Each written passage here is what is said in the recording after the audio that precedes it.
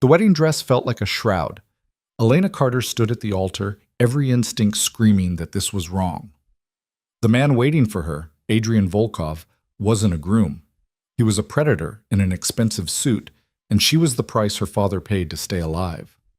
One signature, one vow. And she'd belong to a world where debts were settled in blood, where women were currency, and where escape meant death.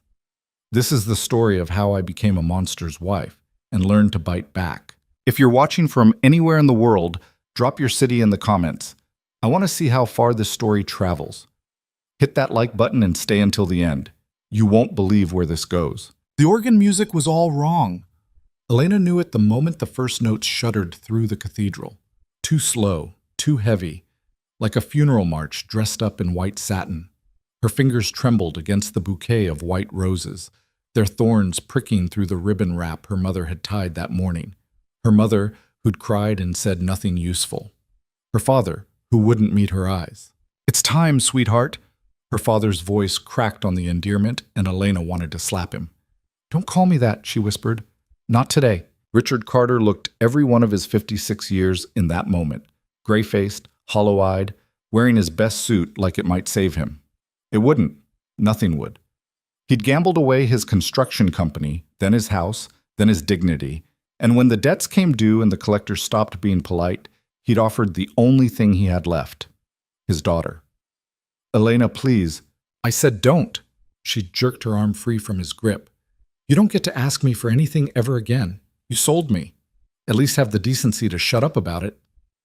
The doors opened.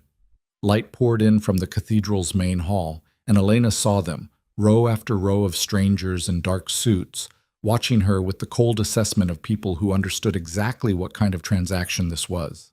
No friends, no family beyond her parents, just witnesses to a contract sealed in flesh. And at the end of that impossibly long aisle, waiting beside a priest who looked too scared to be holy, stood Adrian Volkov. He didn't smile, didn't pretend. He just watched her approach with eyes the color of winter ice, his expression carved from granite and patience. 6'3" of controlled menace in a black suit that probably cost more than her father's last car. Dark hair swept back from a face that belonged on currency or wanted posters. Beautiful in the way a blade was beautiful, all clean lines and sharp edges. Elena had seen him twice before. Once in her father's study when the deal was made and she wasn't allowed to speak. Once yesterday when he'd come to meet his bride and instead spent 20 minutes having her examined like livestock by a woman who checked her teeth and asked invasive questions about her health. He hadn't touched her either time, hadn't even spoken directly to her. That was somehow worse than if he'd been crude about it. Her heels clicked against marble as she walked. Each step felt like descending into cold water. Ankles, knees, waist, chest. By the time she reached the altar, she could barely breathe through the pressure. Adrian extended his hand. Elena stared at it. Broad palm, long fingers, a silver ring on his right hand engraved with something she couldn't read. No wedding band yet. That was coming. "Miss Carter," he said quietly. His voice was deep, accented with something Eastern European that rounded his consonants. "Shall we begin?" Not a question, a formality. She placed her hand in his and felt his fingers close, firm, warm, inescapable. The priest cleared his throat. "Dearly beloved." "Skip it," Adrian said without looking at him. "The legal parts only." The priest's Adam's apple bobbed. "Of course, Mr. Volkov." It took 4 minutes. 4 minutes to sign away her future, to speak vows she didn't mean to a man she didn't know, to become Mrs. Adrian Volkov in the eyes of the law and whatever dark powers governed his world. When the priest said, "You may kiss the bride," Adrian leaned in close enough that Elena could smell his cologne, something expensive and cold, like winter forests, and whispered against her ear, "Don't make a scene. You'll only embarrass yourself." Then he pressed his lips to hers, brief and controlled, before straightening and turning to face the assembled witnesses. Applause rippled through the cathedral, polite, measured, bloodless. Elena stood there in her wedding dress, her hand still trapped in Adrian's, and understood with perfect clarity that she'd just been buried alive. The reception was worse. It was held at some exclusive hotel Elena had never heard of, in a ballroom that dripped crystal and cold elegance. ice sculptures, champagne towers, a string quartet playing something Russian and mournful. The guests were the same strangers from the cathedral, plus a few additions. Women in designer dresses that cost more than Elena's college tuition. Men who moved like predators even when they were standing still. Adrian's world. His people. Elena sat at the head table beside her new husband, untouched champagne going flat in front of her, while various guests approached to offer congratulations that felt more like condolences. "Beautiful ceremony," said a woman with knife-sharp cheekbones and a diamond necklace that could probably buy a small country. She looked at Elena the way someone might look at a new car.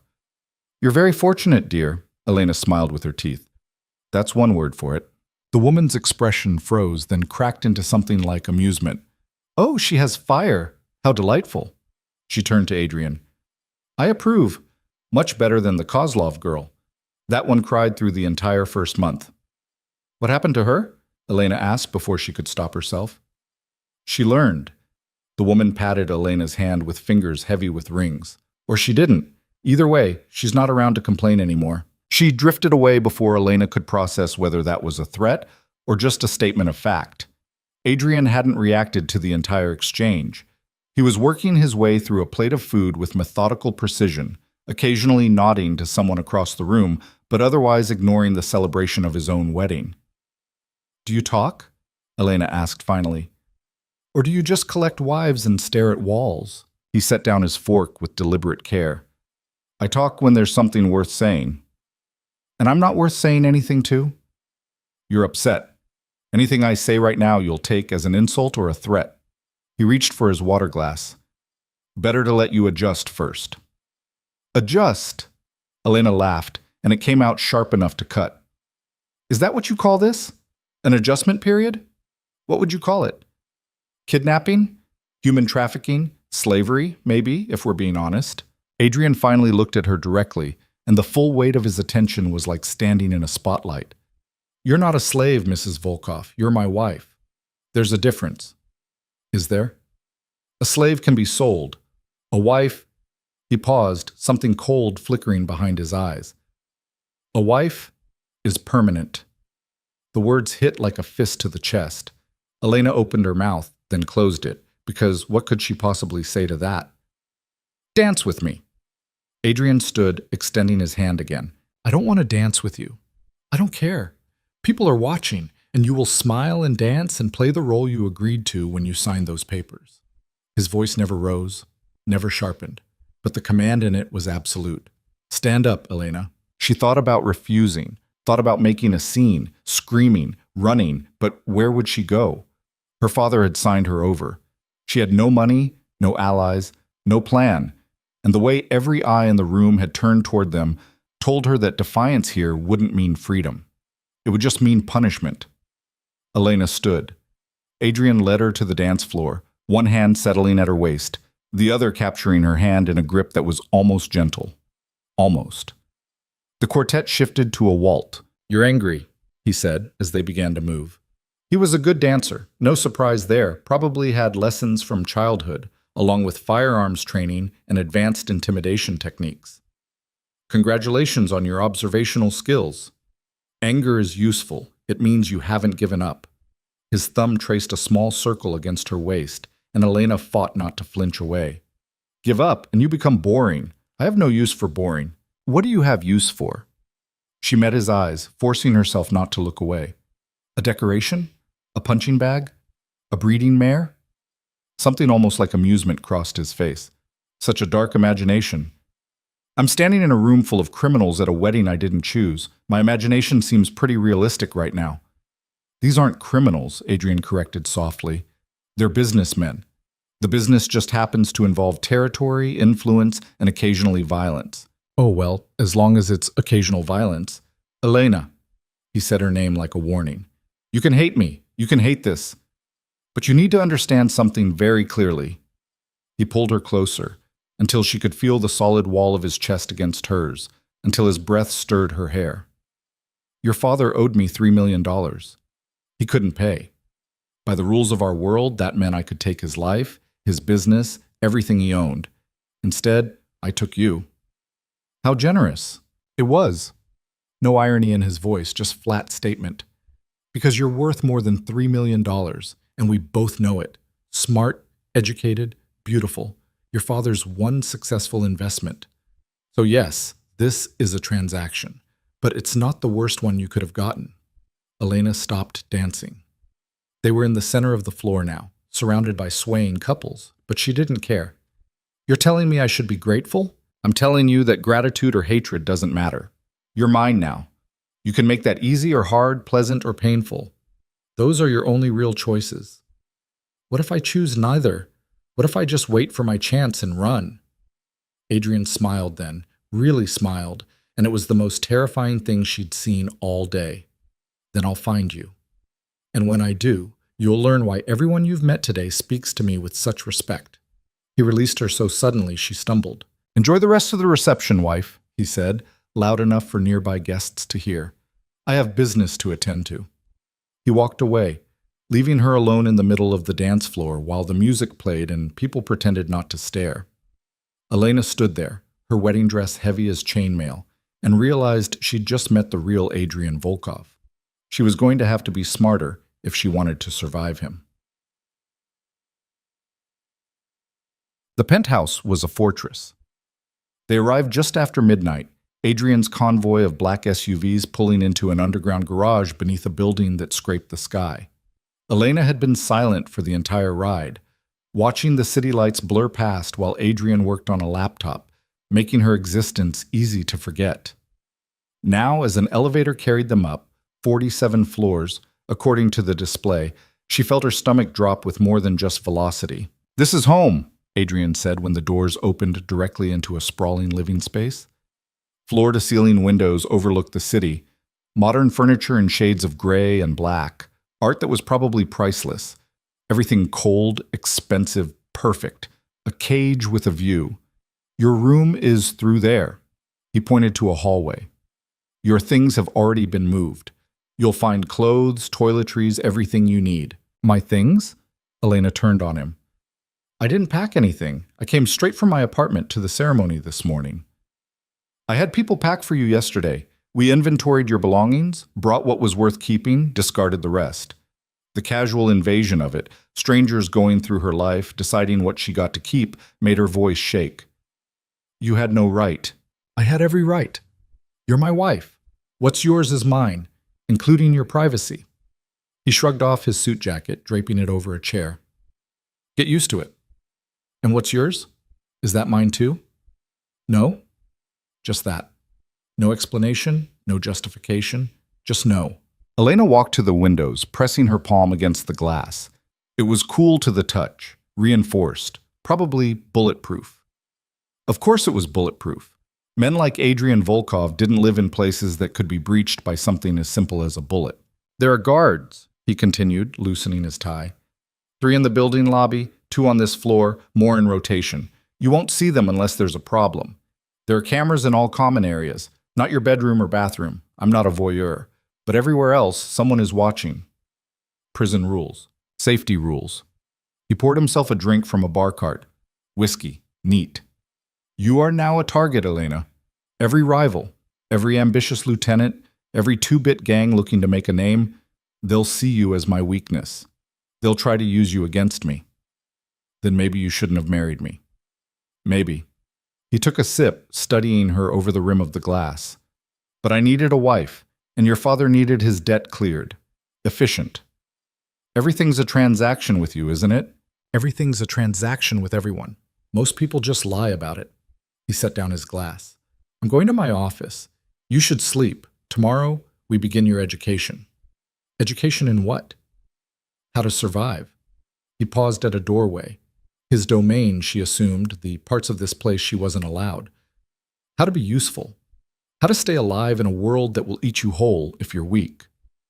And if I don't want to learn? Adrian looked back at her, and in his eyes, she saw something she hadn't seen before. Not cruelty, exactly, but absolute certainty. Then you'll die. Maybe not today, maybe not this year. But eventually, your ignorance will kill you, and I'd prefer not to have to replace you so soon. He disappeared through the door, leaving Elena alone in her new prison. She stood there for a long time, watching the city breathe below her. Millions of lights, millions of lives, all of them free in ways she no longer was. Then she walked to her assigned room, found her clothes hanging in a closet beside designer dresses she'd never chosen, and methodically destroyed the first thing she touched. A silk blouse, torn to ribbons, with shaking hands. It didn't make her feel better. It didn't change anything. But it was hers, and in that moment, that mattered. Elena didn't sleep. She lay in bed, a massive thing with sheets that probably cost more than her monthly rent, and stared at the ceiling while her mind ran through escape plans that all ended the same way, with her caught, punished, or dead. At 3 a.m., she gave up pretending to rest and explored her room. Walk-in closet full of clothes that weren't hers but apparently were now. Bathroom with marble counters and a shower big enough for 4 people. A vanity with makeup she didn't wear, jewelry she didn't want, perfume bottles lined up like soldiers. And in the nightstand drawer, a phone. Elena grabbed it, hope flaring, then dying when she realized it was locked to only certain numbers. Adrian's cell. Someone labeled security. An emergency line. That was it. No internet access, no ability to call her friends, her mother, anyone from her old life. She hurled it across the room. It bounced off the wall and clattered to the floor, screen intact because of course it had a military-grade case. Bulletproof phone for the bulletproof prison, she muttered. A soft knock on her door made her freeze. Mrs. Volkov, a woman's voice, accented but clear. May I enter? Elena didn't answer, but the door opened anyway. Because of course it did. Because she didn't get to control even this small thing. The woman who entered was maybe 60, gray hair pulled into a severe bun, wearing a simple black dress. She moved with the quiet efficiency of someone who'd spent a lifetime in service. I am Irina, she said. I manage the household staff. I came to see if you need anything. My freedom? Irina's expression didn't change. Something within my power to provide, Mrs. Volkov. Elena laughed, bitter and sharp. Of course. Stupid question. She sat on the edge of the bed, suddenly exhausted. Why are you really here? Mr. Volkov asked me to check on you. He mentioned you might be struggling with the transition. Struggling. That's a nice word for it. Irina moved to the window, drawing the curtains with practiced ease. I have worked for the Volkov family for 32 years. I have seen many things, many changes. May I offer you some advice? Do I have a choice? No. Irina turned, and her eyes, dark, sharp, knowing, held something like sympathy. Do not fight battles you cannot win. Do not waste energy on gestures that change nothing. Save your strength for the moments that matter. And how do I know which moments those are? You'll know. She moved toward the door, then paused. Mr. Volkov is not his father. That is important to remember. What does that mean? It means there are worse prisons than this one, worse husbands than him. Irina's hand rested on the doorknob. It means you could use your anger to destroy yourself, or you could use it to become something more dangerous than he expects. The choice, in that at least, is yours. She left before Elena could respond. Elena sat in the dark, Irina's words circling her mind like birds of prey. Become something more dangerous than he expects. What did that even mean? She was a 26-year-old woman with a degree in art history and 0 survival skills for this kind of life. What danger could she possibly pose to a man like Adrian Volkov? But as she finally drifted towards sleep, an idea began to form. Small, fragile, probably stupid. If she couldn't escape this world, maybe she could learn to navigate it, learn its rules, its power structures, its weaknesses. Become fluent in the language of violence and control that these people spoke, not to love it, not to accept it, but to survive it long enough to find her way out, or to burn it down from the inside. What? Morning came with shocking punctuality. At exactly 7 a.m., Irina knocked again, this time bearing a tray with breakfast, coffee, toast, eggs prepared the way Elena liked them, which meant someone had been paying very close attention to her life before yesterday. Mr. Volkov expects you in his study at 9 o'clock, Irina said, setting the tray on a small table by the window. Dress appropriately. What does appropriately mean in mobster wife terms? Professional, conservative, you're meeting with people who will judge you on sight. Irina's tone was matter of fact, not unkind. The gray suit in your closet, simple jewelry, hair up. Elena wanted to refuse on principle, but something in Irina's expression stopped her. This wasn't a request from Adrian. This was advice from a woman who knew how this world worked. She ate, she showered, she put on the gray suit, which fit perfectly, because of course it did, and styled her hair into a neat bun. Minimal makeup. Pearl earrings that had been her grandmother's, one of the few personal items that had made the cut when Adrian's people ransacked her life. At 8:55, she left her room and found her way to Adrian's study. The door was open. Inside, she could hear voices. Adrian's low rumble and someone else, older, speaking rapid Russian. Elena knocked on the doorframe. The conversation stopped. Adrian looked up from his desk, and something flickered across his face. Surprise, maybe, or approval. It was gone too quickly to name. "Elena," he said. "Come in." She entered, taking in the room, more windows, more expensive furniture, walls lined with books in multiple languages. And standing beside Adrian's desk, a man who looked like he'd been carved from old wood and cigarette smoke. "This is Constantine," Adrian said, "my head of security. Constantine, my wife." Constantine looked her over with eyes that missed nothing, then grunted something in Russian. Adrian replied in the same language, his tone sharp. Constantine shrugged and switched to English. "I said she's too soft. This won't work." "Thank you for your assessment," Elena said before Adrian could respond. "I'm sure it's based on your extensive experience being a woman in a world designed to break her." Silence. Then Constantine laughed, a rough grudging sound. "Maybe not completely soft." He turned to Adrian. "She'll need training, real training, not just etiquette bullshit." "I know." "And protection. Full detail when she leaves the building." "Already arranged." Constantine nodded, then walked past Elena toward the door. He paused just close enough to murmur, "Don't trust anyone. Not even him. Especially not him." Then he was gone. Elena turned to find Adrian watching her with something like curiosity. "You didn't hide," he said. "Hide from what?" "Constantine. He's deliberately intimidating. Most people flinch. Most people haven't had their entire life stolen in a single day." Elena crossed her arms. "I'm running low on flinch." Adrian almost smiled. "Good. You'll need that." He gestured to a chair across from his desk. "Sit. We have a lot to discuss." Elena sat, spine straight, hands folded in her lap. "My education, you mean?" "Exactly." He opened a folder, slid a photograph across the desk. "Do you know who this is?" Elena looked at the image. A man, maybe 40, handsome in a slick way, smiling at some gala event. "No." "His name is Viktor Kozlov. He runs the drug trade in the Northern Territories. He's ambitious, connected, and he hates me." "I'm sure you have that effect on a lot of people." "I do." Adrian pulled out another photo. "This is Dmitry Sokolov, arms dealer, old-school vor, thinks I'm too young and too soft. He'd love to see me dead." More photos, more names, more enemies. "Why are you telling me this?" Elena asked finally. "Because these men, and a dozen others I haven't shown you yet, will be at a gathering tomorrow night. A business meeting disguised as a party. You will be there, at my side, representing my household." He leaned back in his chair.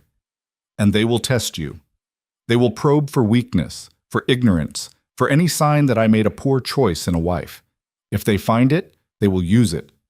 Use it how? To undermine me. To suggest I'm weak, distracted, losing control." His eyes held hers. "In this world, perception is everything. Show weakness, and you become a target. Show strength, and you earn respect, or at least hesitation." Elena felt her stomach tighten. "So I'm not just your wife, I'm a chess piece. You're both. Welcome to the game." She stared at the photograph spread across his desk. All these dangerous men, all watching, all waiting for her to fail. "What happens if I can't do this? If I embarrass you?" Adrian's expression went cold. "Then we both suffer the consequences. Me, in lost standing and increased challenges to my authority. You," he paused, "in ways I'd prefer to avoid." "That's not an answer. It's the only answer you're getting." He gathered the photos back into the folder. "Irina will help you prepare. Learn names, faces, connections. Study the hierarchy. Understand who has power and who only thinks they do. And then what? I smile and nod while men who traffic in death and drugs decide if I'm acceptable? No. Adrian stood, moving to the window. Against the morning light, he was all sharp angles and shadows. You do something much harder. You make them believe you belong there, that you chose this life, that you're exactly where you want to be. That's a lie. All power is a lie, Elena. The only question is whether you're good enough to sell it. He turned back to her, and for the first time since she'd met him, she saw something other than cold control in his expression, something that might have been respect or at least interest. You have intelligence, he said quietly. I saw that in your father's study when we first met. The way you watched, analyzed, kept silent when most would have screamed. You have self-control, or you wouldn't have made it through yesterday without breaking. And you have anger. A slight smile. So much anger. I can use that. You can use that. To do what? To survive. To adapt. To become someone these men can't dismiss or destroy. He moved closer until only the desk separated them. I didn't choose you because you were weak, Elena. I chose you because I saw potential for something else. Something useful. I'm not interested in being useful to you. Not yet. But you will be. Because it's the only way you'll ever have any power in this life. He tapped the folder. Learn this. Master it. Tomorrow night, show them you're more than just another terrified girl sold to pay her father's debts. And if I refuse, then they'll eat you alive, and I'll have to find a replacement. He said it without malice, just stating facts. Your choice. Elena looked at the folder, at the faces of men who'd apparently built careers on violence and cruelty. Men who would judge her, test her, try to break her. She thought about Irina's words. Save your strength for the moments that matter. This was a moment that mattered. Fine, she said, reaching for the folder. I'll play your game, but don't mistake my cooperation for acceptance. I wouldn't dream of it. Adrian moved toward the door. One more thing. What? Don't embarrass me tomorrow night. His voice dropped, taking on an edge that made her skin prickle. Because if you do, the consequences won't just fall on you. They'll fall on your father, your mother, everyone you've ever cared about. That's how this world works. Weakness in one person becomes a vulnerability in everyone connected to them. Elena's hands tightened on the folder. You're threatening my family. I'm explaining the rules. What you do with that information is up to you. He left her sitting there, surrounded by photographs of dangerous men, understanding with perfect clarity that she'd just been given both a test and a threat. Tomorrow night, she would either prove herself capable of surviving this world, or she would prove Adrian right to think she was disposable. Elena spent the next 24 hours trying to memorize faces she wanted to forget. Viktor Kozlov, drug lord, ambitious, hates Adrian. Dmitry Sokolov, arms dealer, thinks Adrian's too young. Alexei Petrov, human trafficking, connects to the eastern ports. Sergei Volkov, Adrian's uncle, resentful about being passed over for leadership. On and on until the names blurred together into a catalog of violence wrapped in expensive suits. Irina drilled her relentlessly, testing her on connections, alliances, old grudges that simmered beneath the surface of every handshake. Kozlov's daughter married Petrov's nephew. What does that tell you about their alliance? Sokolov lost territory to Adrian 3 years ago. How does that affect his behavior tonight? Questions with answers that all pointed to the same conclusion. Everyone in that room would be looking for an advantage, and she was a walking opportunity to find one. By the time evening arrived, Elena's head throbbed, and her stomach was a knot of anxiety she couldn't untangle. The dress is ready, Irina said, appearing in the doorway of Elena's room. She held a garment bag like it contained something sacred or dangerous. Elena unzipped it and stopped breathing. The dress was deep emerald green, floor-length, with a neckline that managed to be both modest and devastating. Silk that would catch light with every movement. Elegant, expensive, impossible to ignore. I can't wear this, Elena said. It's too much. It's exactly enough. Irina laid the dress across the bed with careful hands. You're walking into a room full of predators. Dress like prey, and they'll treat you like prey. Dress like you belong, and some of them might hesitate before they bite. Some of them. We take what we can get. Irina produced a jewelry box, opening it to reveal a necklace that made Elena's breath catch. emeralds and diamonds in a setting that probably cost more than her father's debt. This was Adrian's mother's. He wants you to wear it. Elena's hand hovered over the necklace. Why? Because it sends a message that you're not just his wife, you're family, protected. Irina's voice softened slightly. In this world, symbols matter. This symbol might keep you alive. Elena let Irina fasten the necklace around her throat, feeling the weight of it settle against her skin like a collar. Beautiful and binding all at once. 2 hours later, she stood in front of a mirror, barely recognizing herself. The dress fit like it had been made for her body specifically, because it probably had been. Her hair was swept up in an intricate style that Irina had created with quick, efficient hands. Makeup that enhanced without overwhelming. And the necklace, catching light with every breath, announcing her value in carats and precious stones. She looked like she belonged in Adrian's world. The realization made her want to tear it all off. He's waiting, Irina said quietly. Elena found Adrian in the living room, checking his phone with the distracted air of someone managing an empire. He wore a black suit that probably cost more than most people's cars, his dark hair swept back, a watch on his wrist that was all understated wealth. He looked up when she entered, and something shifted in his expression, gone too quickly to identify, but it had been there. You clean up well, he said, pocketing his phone. Thanks. You too. Elena smoothed the dress, suddenly self-conscious. Irina said this necklace was your mother's. It was. He moved closer, adjusting the clasp slightly. His fingers were warm against her neck. She wore it to every important gathering, made sure everyone remembered she wasn't just my father's wife. She was Volkov family, pure bloodline, old connections. It mattered to her. Past tense? She died 6 years ago. Cancer. He stepped back, studying her with that analytical gaze she was starting to recognize. You look good. Nervous, but good. I am nervous.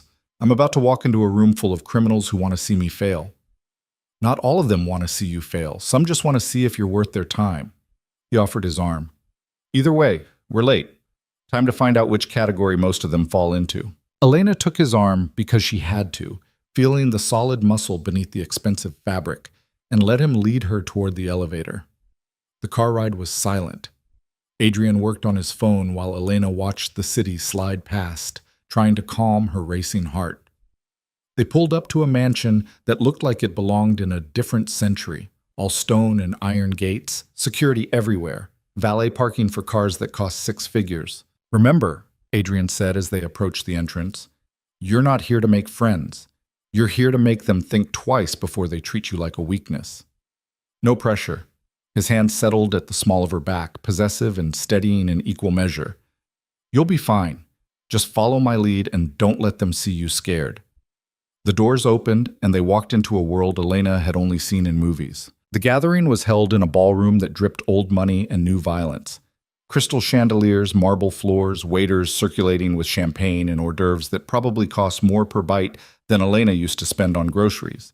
And everywhere, dangerous people pretending to be civilized. Elena recognized faces from the photographs.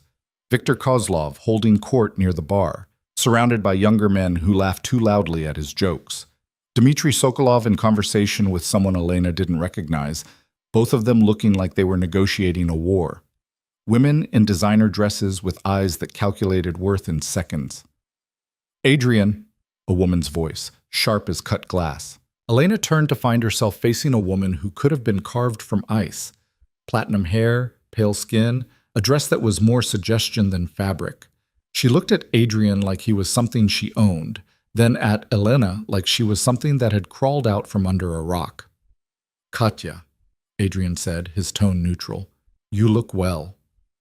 I look expensive, darling. There's a difference. Katya's smile was all teeth. And this must be the new wife. How quaint. Elena felt Adrian's hand tighten slightly at her back. A warning or a reassurance, she couldn't tell. Elena, Adrian said, this is Katya Romanov. She handles our Eastern European connections. Connections? Katya repeated, amused. Such a polite way to say I own half the smuggling routes into the Baltic states. She looked Elena up and down. So you're the one who replaced the Kozlov arrangement. Viktor must be furious. The Kozlov arrangement? Elena asked before she could stop herself. Oh, he didn't tell you. Katya's smile widened. Victor's daughter was supposed to marry Adrian, forge an alliance, consolidate territory, all very strategic. But then your father's debt came up, and Adrian decided a Carter was worth more than a Kozlov. She leaned in conspiratorially. Between you and me, I think he just wanted to avoid marrying someone who'd been sleeping with half his lieutenants. Katya. Adrian's voice was soft, but it carried weight. Walk away. Always so serious. But she did walk away, trailing expensive perfume and malice. Elena waited until she was gone before speaking. Was that true? About the Kozlov daughter? Partially, there were discussions. Nothing formal. Adrian guided her toward a quieter corner. Victor wanted the connection more than I did. When I married you instead, he took it as an insult. So I didn't just marry into your world, I made you an enemy in the process. You didn't make me anything. That was my choice. He caught the eye of a passing waiter, procured 2 glasses of champagne, handed her one. Drink, it'll help. Elena took a sip, feeling the bubbles burn down her throat. How many people in this room want to kill you? Kill me? Probably a third. Undermine me? Most of them. Actually have the capability to do either? Maybe 5 or 6. He said it like he was discussing the weather. It's a normal Tuesday in my world. Your world is insane. Yes, but it's profitable, and profit buys loyalty, or at least compliance. He nodded toward someone across the room. Here comes one of the 5 who actually matters. Remember what Irina taught you. A man approached, early 60s, silver hair, wearing a suit that screamed old money. He moved with the careful dignity of someone whose power was so established he didn't need to prove it. Adrian, the man said, his accent placing him somewhere in Russia's upper class. I was beginning to think you'd avoid us entirely. Dmitri. Adrian shook his hand. Never, just fashionably late. Fashionably. Dmitri's eyes moved to Elena, and she felt herself being assessed with the precision of someone who'd built a career on reading people. And this is the bride who caused such a stir. Elena Volkov, Adrian said, my wife. Elena, this is Dmitri Sokolov. Elena extended her hand, remembering Irina's coaching. Firm grip, eye contact, don't look away first. Mr. Sokolov, I've heard a lot about you. Have you? Dmitri took her hand, holding it a moment longer than necessary. All terrible things, I hope. The good things are just rumors. He smiled, but his eyes stayed cold. Tell me, Mrs. Volkov, are you finding married life agreeable? It was a trap. Elena could feel it, the way the question hung in the air waiting for her to stumble into it. Say yes, and she looked naive. Say no, and she made Adrian look weak. I'm finding it educational, she said carefully. I've learned more in 2 days than most people learn in years. Diplomatic. Dmitri released her hand. Your father never had that quality. Richard Carter was many things. Gambler, optimist, fool, but diplomatic wasn't among them. The casual cruelty of it, the way he dismissed her father as a fool while standing in a room full of people who'd profited from his failure, made Elena's jaw tighten. My father made mistakes, she said, keeping her voice level. But he paid for them. That's more than can be said for some people. Silence. Dmitri's expression shifted, something like surprise flickering across his features. Adrian's hand pressed against her back. Warning or approval, she still couldn't tell. Then Dmitri laughed. She has teeth. Good. You'll need them in this family. He turned to Adrian. I approve. Much better than that weeping Kozlov girl would have been. There seem to be strong opinions about the Kozlov girl, Elena said. Because she represents everything wrong with the new generation, Dmitri said dismissively. Soft, sheltered, useless, you at least have the look of someone who might survive. He paused. We'll see if the look matches the reality. He drifted away, leaving Elena feeling like she'd just passed a test she hadn't known she was taking. Not bad, Adrian murmured. Dmitri doesn't approve of much. You got further with him in 2 minutes than most people manage in years. Is that because I impressed him, or because he thinks I'll be entertaining when I fail? Both, probably. Adrian steered her toward another group. Come on, more introductions. Try not to insult anyone who can have us killed. That's a depressingly short list of people I can insult. The next hour was a blur of names and faces, each introduction a careful dance of power and positioning. Elena met Viktor Kozlov, who looked at her like she'd personally stolen something from him, and his daughter Irina, who was younger than Elena and clearly miserable.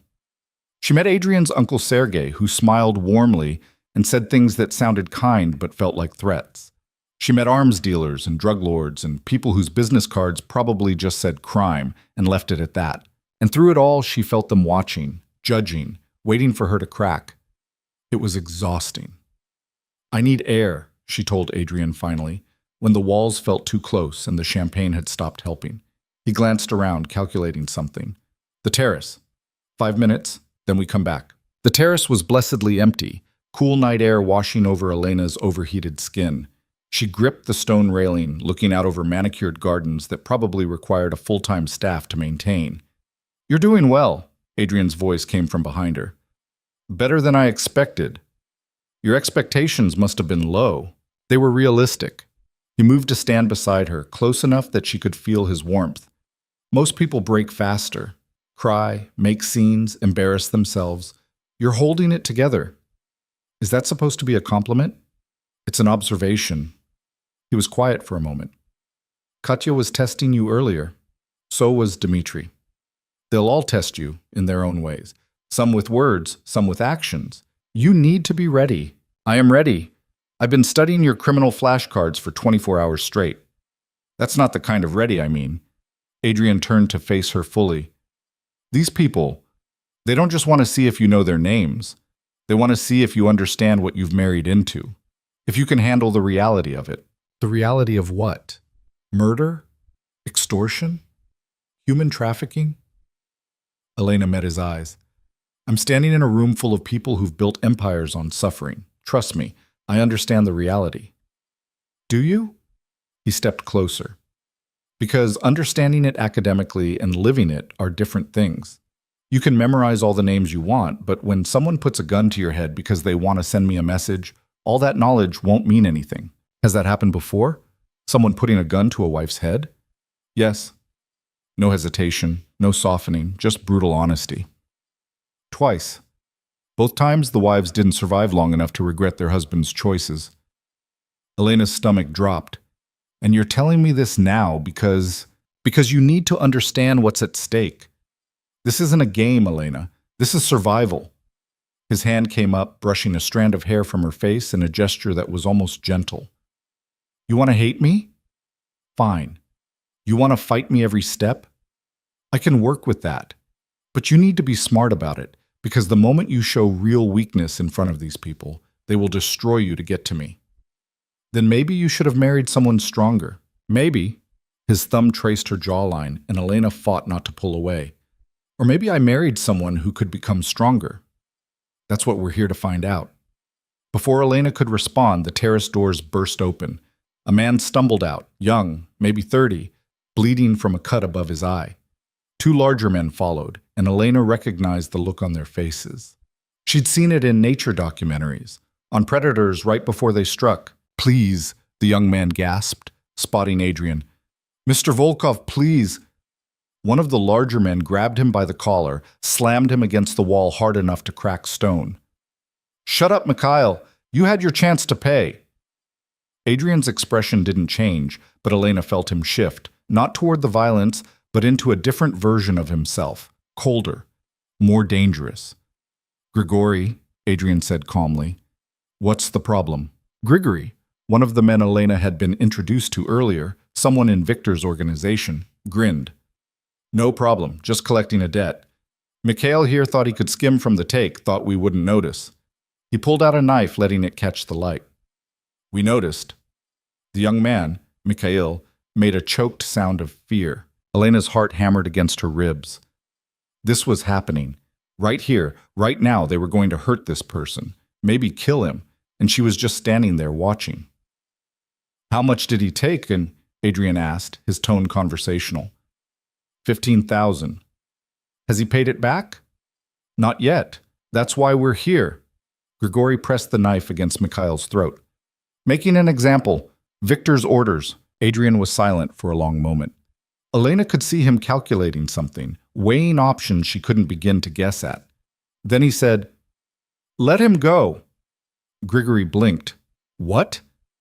"I said let him go." Adrian's voice didn't rise, but something in it changed. "Mikhail works in one of my warehouses. That makes him mine. Victor doesn't get to make examples of my people without asking first." "With all respect, Mr. Volkov, Victor outranks you in—" "Victor outranks no one in my territory." Adrian moved forward, and Elena saw why people were afraid of him. He didn't have to raise his voice or make threats. He just existed, and everything else bent around that existence. "Tell Victor that if he wants to discipline my employees, he comes to me first. Otherwise, he's questioning my authority, and we both know how that conversation ends." Grigory's grip loosened slightly. "He's not going to like this." "He doesn't have to like it. He just has to respect it." Adrian gestured toward the doors. "Now, leave. Take your friend with you, and tell Victor I'll be by tomorrow to discuss proper protocol." For a moment, Elena thought Grigory might argue. Then he shoved Mikhail toward the ground and stalked back inside, his companion following. Mikhail stayed on his knees, breathing hard, blood dripping onto expensive stone. "Thank you," he gasped. "Thank you, I swear I'll pay it back. I just needed—" "You'll pay it back to me," Adrian interrupted. "With interest. 20%. 20... Mikhail's face went pale. "That's 3,000 more. Would you prefer I let Grigory finish his work?" Adrian's tone was pleasant, but his eyes were ice. "Make your choice quickly. I'm losing patience." No, I'll pay. 20%, I'll pay." "Good." Adrian turned away, dismissing him. "Clean yourself up. Be at my office Monday morning. We'll discuss payment terms."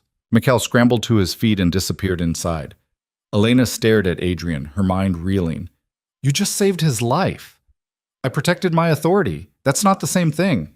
"You charged him $3,000 for the privilege of not being murdered. I charged him market rate for a loan with extremely favorable terms, considering his other option was death." Adrian straightened his cuffs. "Welcome to my world, Elena. This is how business works when the courts can't enforce contracts." "That's not business. That's extortion." "Yes, it is." He met her eyes, unflinching. "And now you've seen it up close. Still think you can handle this reality?" Elena's hands were shaking, from fear or anger or just the adrenaline crash, she wasn't sure. "I think you're all monsters." "We are." Adrian offered his arm again. "Come on, we've been gone too long. People will talk." She didn't take his arm, couldn't make herself touch him after watching him turn someone's near death into a business transaction. Adrian waited, patient as stone. Finally, Elena forced herself forward, keeping space between them as they walked back inside. The party continued like nothing had happened. Music, laughter, the gentle clink of expensive glasses. And Elena understood with sick certainty that moments like what she'd just witnessed were normal here. Unremarkable. Just another Tuesday in Adrian Volkov's world. They made it another hour before the real trouble started. Elena was trapped in conversation with a woman who managed some kind of money laundering operation when she felt Adrian tense beside her. She followed his gaze to see Viktor Kozlov making his way toward them, his daughter Irina trailing behind him with the resigned expression of someone who knew this would end badly. "Adrian," Viktor said loudly enough to draw attention, "we need to talk." "Then talk." Adrian's tone was neutral, but Elena felt the shift in the room, people turning to watch, conversations dying mid-sentence. "Not here. In private." "I'm comfortable here." Victor's jaw tightened. He was handsome in a brutal way, all sharp edges and aggressive energy. "You undermined my authority tonight, in front of my men." "I enforce my own authority in my own territory. There's a difference. That piece of shit was stealing from me. That piece of shit works in my warehouse, which makes him my responsibility. You want to discipline people who work for me? You ask first." Adrian's voice never rose, but the command in it was absolute. "Those are the rules. You know them. Your rules." Victor stepped closer, and Elena saw his hands clench into fists. "Always your rules. Your territory. Your say." "You're 28 years old, Adrian. Half the people in this room have been in this business longer than you've been alive. And yet I'm the one they answer to. Funny how that works?" The room had gone completely silent now. This was more than a disagreement. This was a challenge, public and dangerous.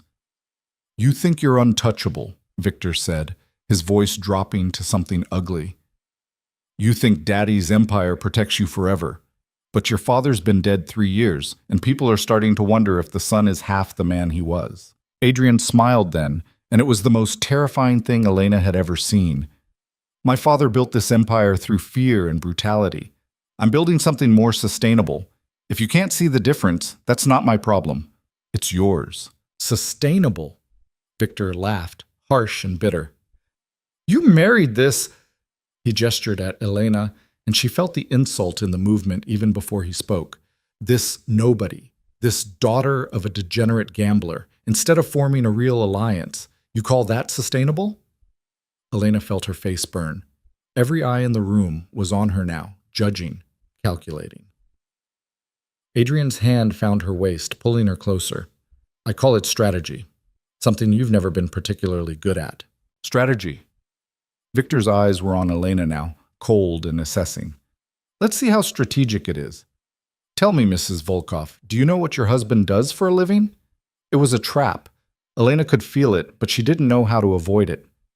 "I know enough," she said carefully. "Do you know about the shipments that come through the eastern ports? The containers full of girls younger than you, sold to the highest bidder?" Victor's smile was cruel. "That's Alexei's operation, but your husband takes a cut. Does that bother you?" Elena's stomach turned. She'd known, abstractly, intellectually, what Adrian's world involved. But hearing it stated so baldly, with such casual cruelty, made it real in a way the photographs and briefings hadn't. "Victor," Adrian's voice carried a warning, "or maybe you know about the protection rackets, the small businesses that pay or burn, the families who lose everything because they can't afford Adrian's generosity?" Victor was enjoying this, Elena realized, enjoying watching her face as he described horrors. "Your husband is very good at what he does, Mrs. Volkov. He just dresses it up in nicer words than the rest of us." "That's enough." Adrian moved forward, putting himself between Elena and Victor. "You've made your point." "Have I?" Victor looked past him to Elena. Has she learned yet what it means to be a Volkov wife? That she's complicit in everything now? That her hands are just as dirty as yours? Elena's throat was tight. She wanted to deny it, to say she wasn't part of this, but the necklace around her throat, Adrian's mother's necklace, the symbol of family and protection, felt suddenly like evidence of guilt. "My wife," Adrian said softly, "understands more than you give her credit for.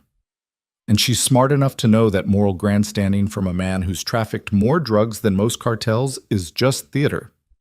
At least I'm honest about what I am. You're honest about nothing. You just lack the intelligence to hide it." Adrian's hand settled on Elena's lower back, steadying. "This conversation is over. Elena, we're leaving." "Running away?" Victor called after them. "How strategic." Adrian ignored him, guiding Elena toward the exit. But before they reached it, Irina Kozlov, Victor's daughter, stepped into their path. She was small, maybe 22, with dark hair and eyes that held too much knowledge for someone so young. She looked at Elena with something that might have been sympathy. "Mrs. Volkov," she said quietly, "may I speak with you, just for a moment?" Adrian's hand tightened at Elena's back. "Not now." "Please." Irina's voice was barely above a whisper. "Just 1 minute." Elena looked at her. This girl who was supposed to have been Adrian's wife, who'd been rejected in favor of a nobody, and saw something desperate in her expression. "1 minute," Elena said, pulling away from Adrian's grip. He didn't like it. She could see that in the way his jaw tightened, but he stepped back, giving them space while staying close enough to intervene. Irina leaned in, her breath warm against Elena's ear. "Get out," she whispered. "However you can, whatever it takes. Get out before it's too late." Elena pulled back, searching the other woman's face. "What are you talking about? I was supposed to marry him. My father wanted the alliance, wanted the power. I begged him not to make me do it." Irina's eyes were bright with unshed tears. "I thought I was being saved when Adrian chose you instead. But now I see what you are. Someone like me, trapped by men who see us as tools. So I'm telling you what no one told me. Run, before you become one of them." "Irina!" Victor's voice cracked across the room. "Get over here, now! Irina flinched but didn't move. Please, she whispered, don't end up like the others. What others? Elena asked, but Irina was already backing away, her moment of courage spent. Adrian appeared at Elena's side. Time to go. This time Elena didn't argue. She let him lead her out through the crowd of watching faces into the cool night air where their car waited. They didn't speak during the ride home. Adrian returned to his phone, managing his empire, while Elena stared out the window and tried not to think about Irina's warning or Victor's accusations or the way her hands felt dirty despite never having touched anything worse than champagne. Back in the penthouse, Elena headed straight for her room, desperate for space, for silence, for anything that wasn't this. Elena. Adrian's voice stopped her. She turned, exhausted. What? You did well tonight. He said it simply, without fanfare. Better than well. You held your ground when most people would have broken. Victor described human trafficking operations while looking me in the eye, and you're congratulating me for not running away screaming. Yes. Because in this world, that counts as strength. He moved closer. I know what Irina said to you. You were listening. I'm always listening. It's how I stay alive. He stopped a few feet away, maintaining distance. She's not wrong, by the way. This life will change you. Already has, if you're honest with yourself. The question is whether you'll adapt or break. And if I break, then I'll find someone who won't. He said it matter-of-factly, like he was discussing a business decision. But I don't think you'll break. I think you're stronger than you know, than you want to admit. Elena laughed, sharp and bitter. You don't know anything about me. I know you could have stayed silent tonight when Victor attacked me. Could have let him win the confrontation by showing doubt or fear. Instead, you stood there and let him see that you weren't impressed by his theatrics. Adrian's eyes held hers. That was smart, strategic, exactly what I needed you to do. I didn't do it for you. I know. You did it for yourself because you understood that showing weakness would make you a target. He smiled slightly. That's even better. Self-preservation is a much stronger motivator than loyalty. Is that what this is? You teaching me self-preservation? Among other things, he turned toward his office. Get some sleep. Tomorrow we start the real education. What's that supposed to mean? He paused in the doorway, looking back. Tonight was observation. Tomorrow, you start participating. Welcome to the family business, Elena. Then he was gone, leaving her alone in the vast, cold penthouse with only her thoughts and the weight of a dead woman's necklace for company. Elena made it to her room before her hands started shaking, made it to the bathroom before the nausea hit. She gripped the edge of the sink, staring at her reflection, this woman in an expensive dress with perfect makeup and jewelry worth more than lives, and barely recognized herself. Get out before it's too late. Irina's words echoed in her head, mixing with Victor's descriptions of trafficking and violence, with Adrian's casual acceptance of brutality, with her own growing realization that she was becoming complicit just by existing in this world. But where would she go? Her father had sold her. Her old life was gone. And Adrian's reach, she'd seen enough tonight to know it extended far beyond this penthouse, this city. He would find her. He'd said as much. So what did that leave? Elena looked at herself in the mirror and made a decision. Not to run, not to break, but to learn. To understand this world well enough to find its weaknesses. To become strong enough that when her moment came, and it would come, she'd be ready. She'd play Adrian's game, learn his rules, let him think she was adapting, becoming useful, exactly what he wanted. And then, when he least expected it, she'd find her way out. Or burn his empire down trying. Either way, she was done being the helpless victim in someone else's story. It was time to write her own ending. The education Adrian promised began at 6 in the morning with Constantine banging on her door like he was trying to break it down. Up, he barked through the wood. We start in 20 minutes. Elena dragged herself out of bed, her body still heavy with exhaustion from the night before. She'd barely slept, her mind replaying Victor's accusations and Irina's warning on an endless loop. Now she had 19 minutes to become whatever version of herself could survive Constantine's idea of training. She found him in a room she hadn't known existed, a gym tucked into the lower level of the penthouse, complete with equipment that looked military grade and mats that had seen serious use. Constantine was already there, wearing track pants and a look of profound skepticism. "You know how to fight?" he asked without preamble.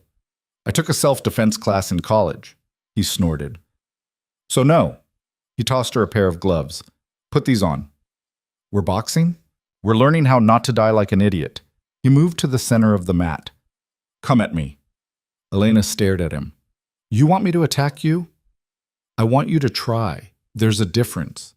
When she didn't move, he sighed. "Look, girl, you're married to one of the most dangerous men in this city. That makes you a target. Someone will try to use you against him, and when they do, you need to be able to do more than scream and hope for rescue. Adrian has guards everywhere. Guards die. Guards get bribed. Guards make mistakes." Constantine's expression was hard. "You want to bet your life on someone else's competence? Be my guest. But I've seen what happens to women in your position who can't protect themselves, and it's not pretty."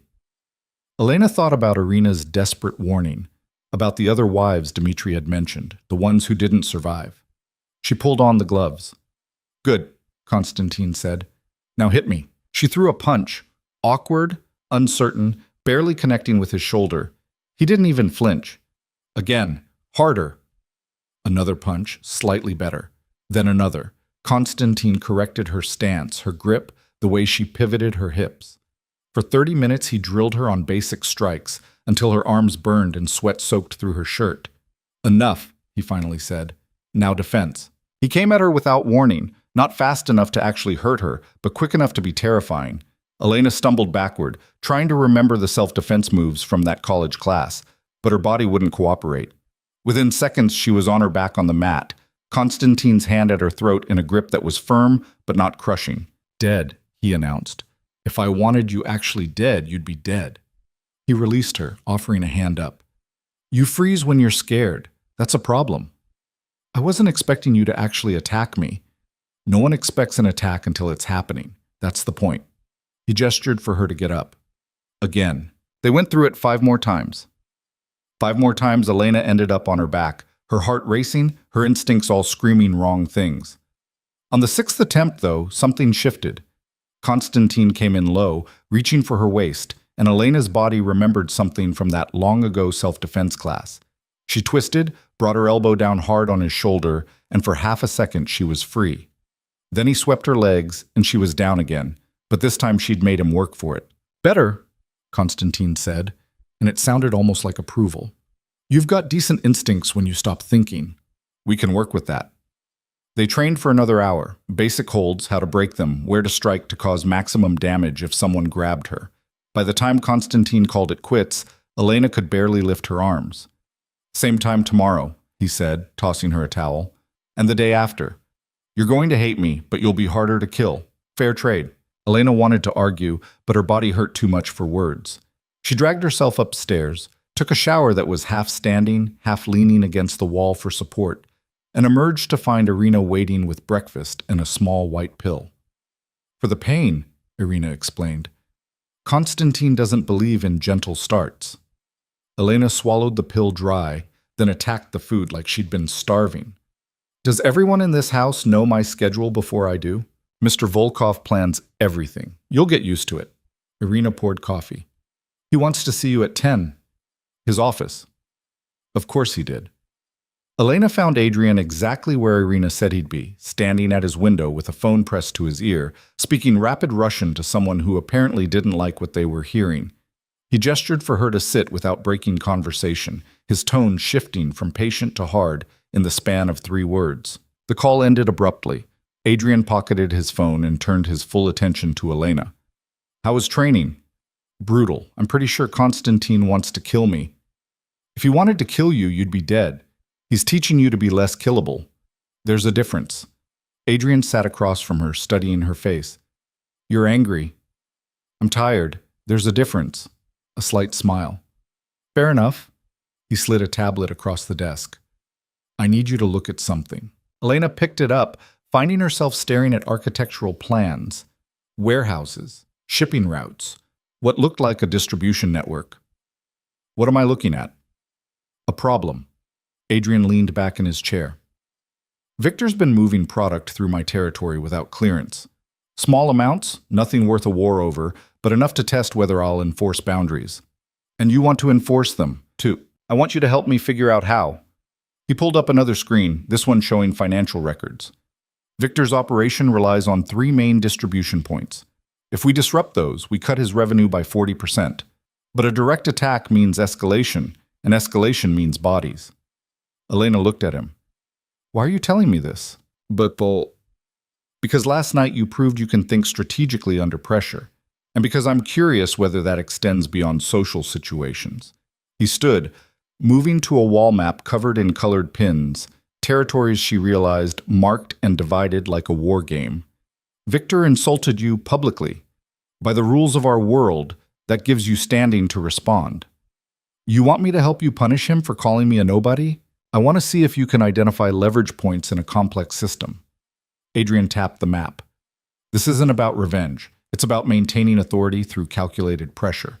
Can you do that? Elena studied the map, her mind working despite her exhaustion.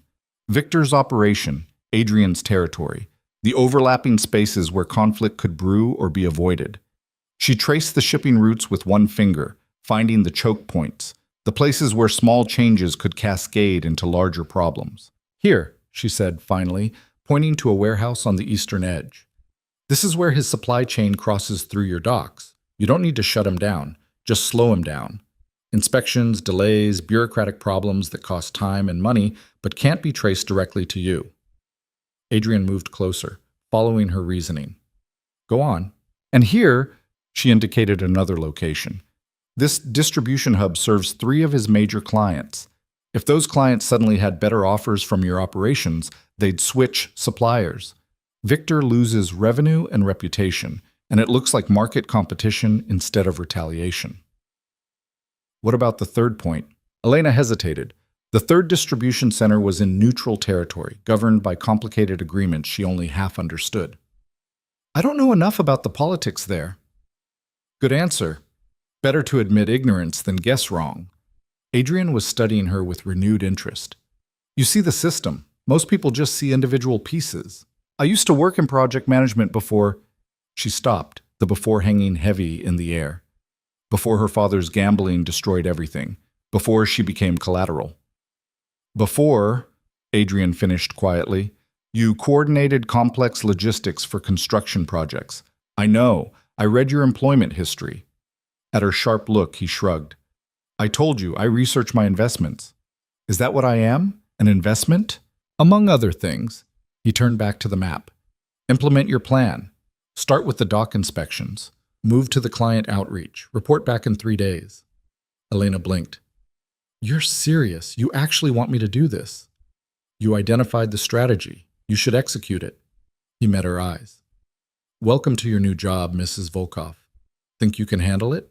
Every instinct screamed that she should refuse, that getting involved in Adrian's business meant crossing a line she couldn't uncross. But another part of her, the part that had spent last night feeling powerless while men discussed her like property, wanted to prove she was more than decoration. I can handle it, she said. Then get started. Constantine will assign you someone to help with logistics. Adrian returned to his desk, already moving to the next item on whatever endless list governed his days. And Elena? What? Don't make me regret trusting you with this. The word settled like a weight. Trust. As if that's what this was. As if he'd given her responsibility instead of a test designed to see if she'd fail spectacularly. Elena left his office with the tablet and a growing sense that she'd just agreed to something that would either save her or damn her completely. The next 3 days blurred into a strange new rhythm.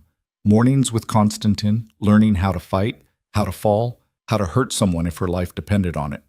Afternoons coordinating with Adrian's people, a logistics manager named Pavel who treated her with careful respect, a dock supervisor who took her instructions without question, lawyers who drafted inspection orders that would hold up to scrutiny. It was terrifying how easily it came together, how quickly she adapted to speaking the language of territory and leverage, how natural it felt to find weakness in Victor's operation and exploit it with surgical precision.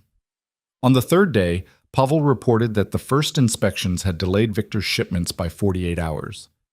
2 of his major clients had accepted meetings with Adrian's representatives. The pressure was building exactly as Elena had designed it. Good work, Adrian said when she reported back. He was in his study, papers spread across every surface, managing a dozen different operations simultaneously. Victor's people are scrambling. He'll figure out it's intentional eventually, but by then the damage will be done. He'll retaliate. Probably. That's expected.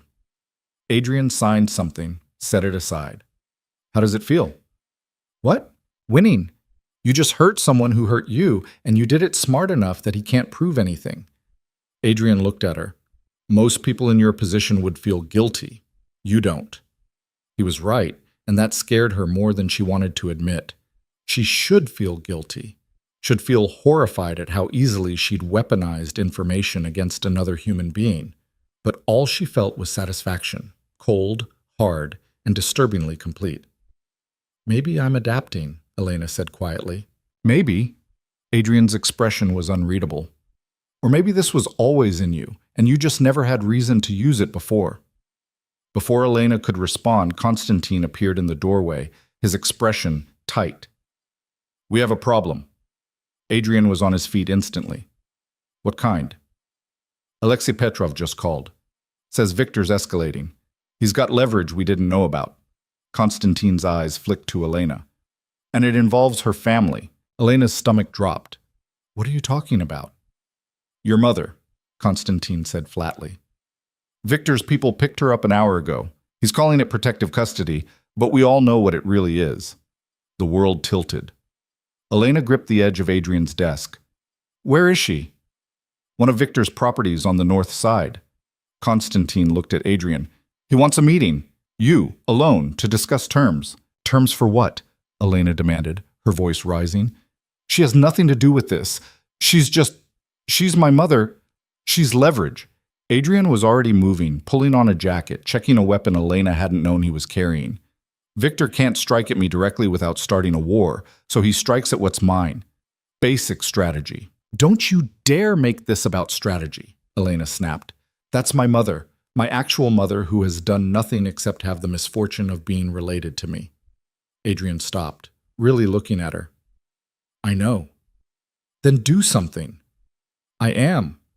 He turned to Constantine. Set up the meeting.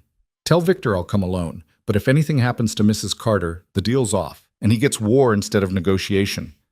You can't actually go alone, Constantine protested. It's obviously a trap. Of course it's a trap. But if I don't go, he hurts her to prove a point, and then we're exactly where we didn't want to be. Adrian checked his phone. Set it up for neutral ground, somewhere public enough that he can't disappear me without consequences. Elena's hands were shaking. I'm coming with you. No. She's my mother, which is exactly why you're staying here. Adrian's voice was firm. Victor grabbed her to get to you, to rattle you, to make you emotional and stupid. Don't give him what he wants. So I'm just supposed to wait here while you negotiate for my mother's life like she's a piece of property? Adrian moved closer, his hand settling on her shoulders. Listen to me. Victor is trying to provoke a reaction. From me, from you, from anyone he can use. The moment we act emotional instead of strategic, we lose. So yes, you wait here, you stay calm, you let me handle this. And if you can't handle it, if he hurts her anyway, something dark flickered in Adrian's eyes. Then we stop playing nice, and I show Victor exactly why people are afraid of the Volkov name. He released her. But it won't come to that. Your mother will be home by tonight. He left before Elena could argue further, Constantine following with a string of Russian that sounded like creative cursing. Elena stood in Adrian's study, surrounded by the evidence of his empire, and felt utterly helpless. She'd spent 3 days learning to fight, learning to think like them, learning to hurt people with strategy and precision. And none of it mattered because her mother, her kind, anxious mother who'd cried at the wedding and said nothing useful, was trapped in Victor's custody as punishment for Elena's choices. Irina found her there 20 minutes later, still frozen in place. Mrs. Volkov, she said gently, you should eat something. I can't. Not until I know she's safe. Irina hesitated, then closed the study door. May I tell you something that might help?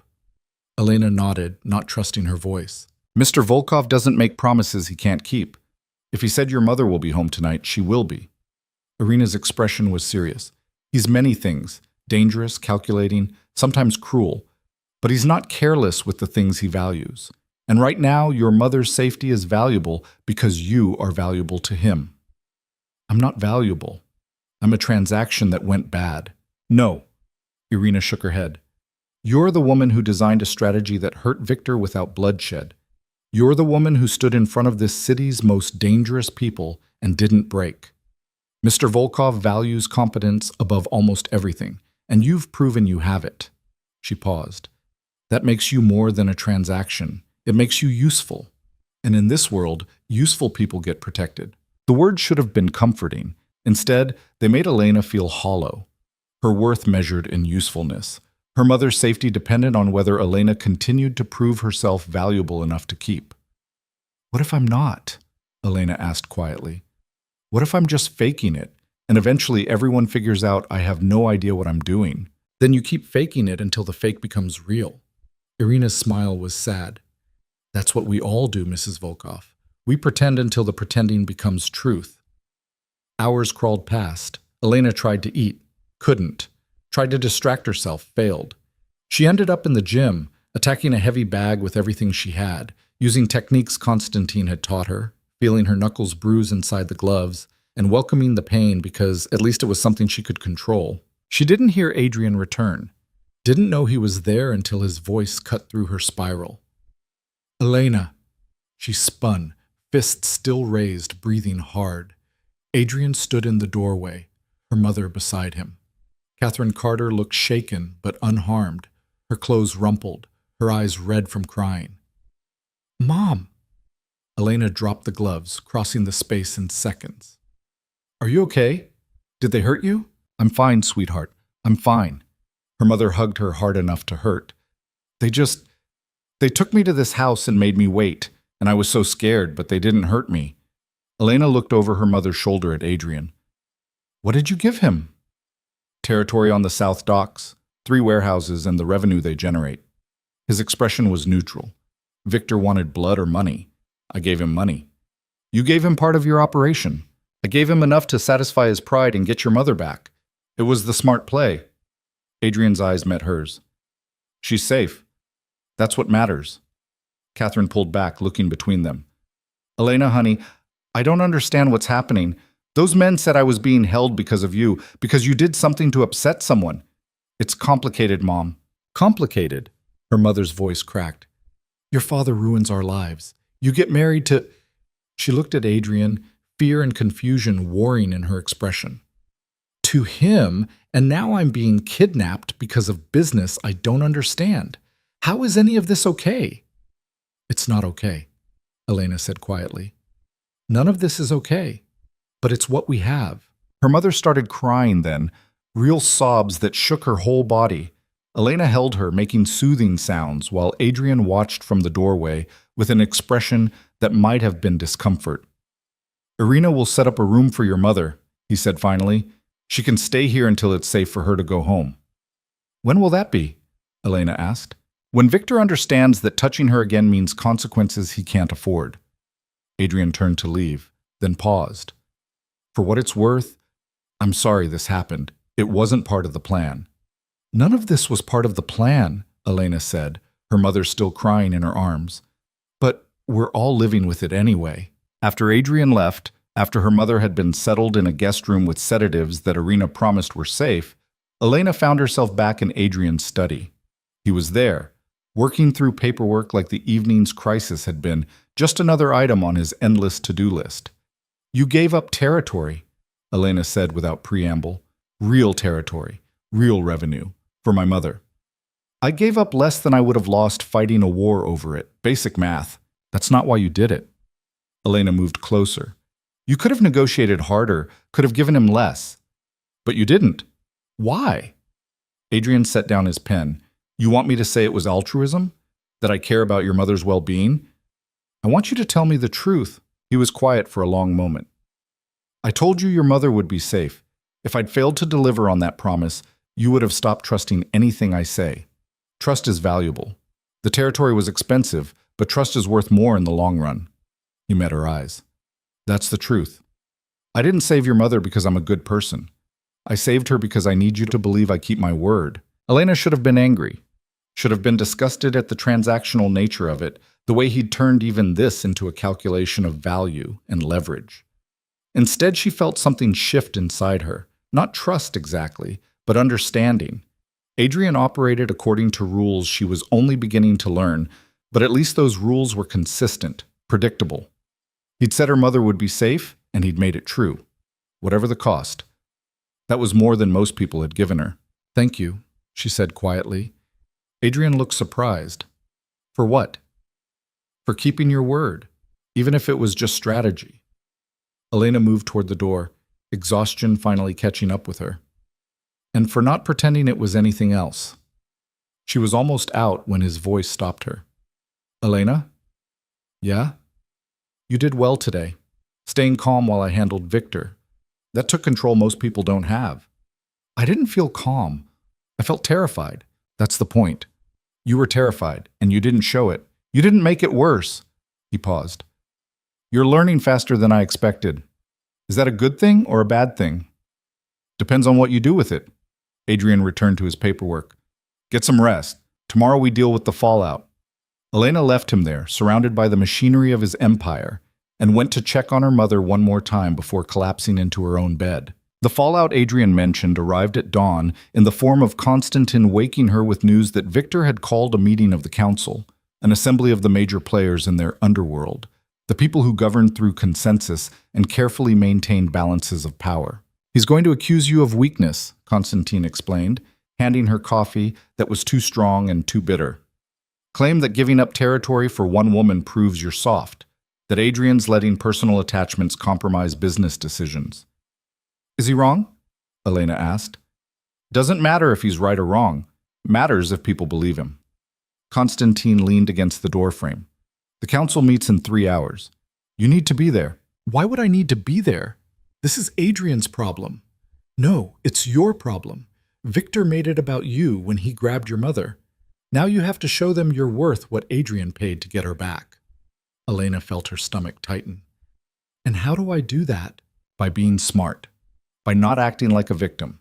By showing them you understand the rules of this world well enough to play by them." Constantine's expression was serious. "Adrian's betting his reputation that you can hold your own in that room. Don't make him look like a fool." The council met in a private room at a restaurant that probably laundered more money than it served food. Elena walked in beside Adrian wearing a suit that Irina had selected. Severe, professional, armor disguised as fashion. The room was full of familiar faces from the party, plus a few new ones, all of them watching her with varying degrees of interest and contempt. Victor was already there, looking smug. "Adrian, Mrs. Volkov, so glad you could join us." "Victor." Adrian's tone was neutral as he took his seat at the large table. Elena sat beside him, keeping her spine straight, her expression calm. "Let's get this over with. I have actual business to attend to." "This is actual business," Victor said. "Specifically the business of whether you're still capable of leading effectively." Dmitry Sokolov spoke up from across the table. "That's a strong accusation, Victor. You want to explain what you mean?" "I mean that Adrian gave up 3 profitable warehouses and the revenue they generate. For what? For one woman who has no strategic value, no connections worth protecting." Victor's smile was sharp. "That's not leadership. That's sentiment. And sentiment gets people killed in our world." "He gave up territory to avoid a war," Elena said before Adrian could respond. "That's not sentiment. That's mathematics." Victor turned his attention to her. "And what would you know about it, Mrs. Volkov? You've been in this world for what, a week? Long enough to understand that wars are expensive and often unprofitable." Elena kept her voice level. Adrian chose to pay a price that hurt less than sustained conflict would have. If that's sentiment, then every business deal you've ever made is sentiment too. A business deal involves mutual benefit. This was extortion, which you initiated by taking my mother. Elena leaned forward slightly. "You created a situation where Adrian had 2 choices, pay your price or start a war that would cost both of you far more than 3 warehouses are worth. He chose the cheaper option. How is that weakness?" Victor's expression hardened. "You don't get to speak in this council. You're not a member. Neither are half the wives in this city, but I don't see you lecturing them about protocol." Elena felt Adrian's hand settle on her knee under the table. A warning or encouragement, she couldn't tell. You wanted to make this about me, Victor.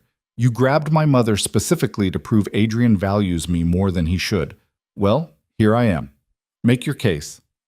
The room had gone quiet. Elena could feel every eye on her, calculating, judging.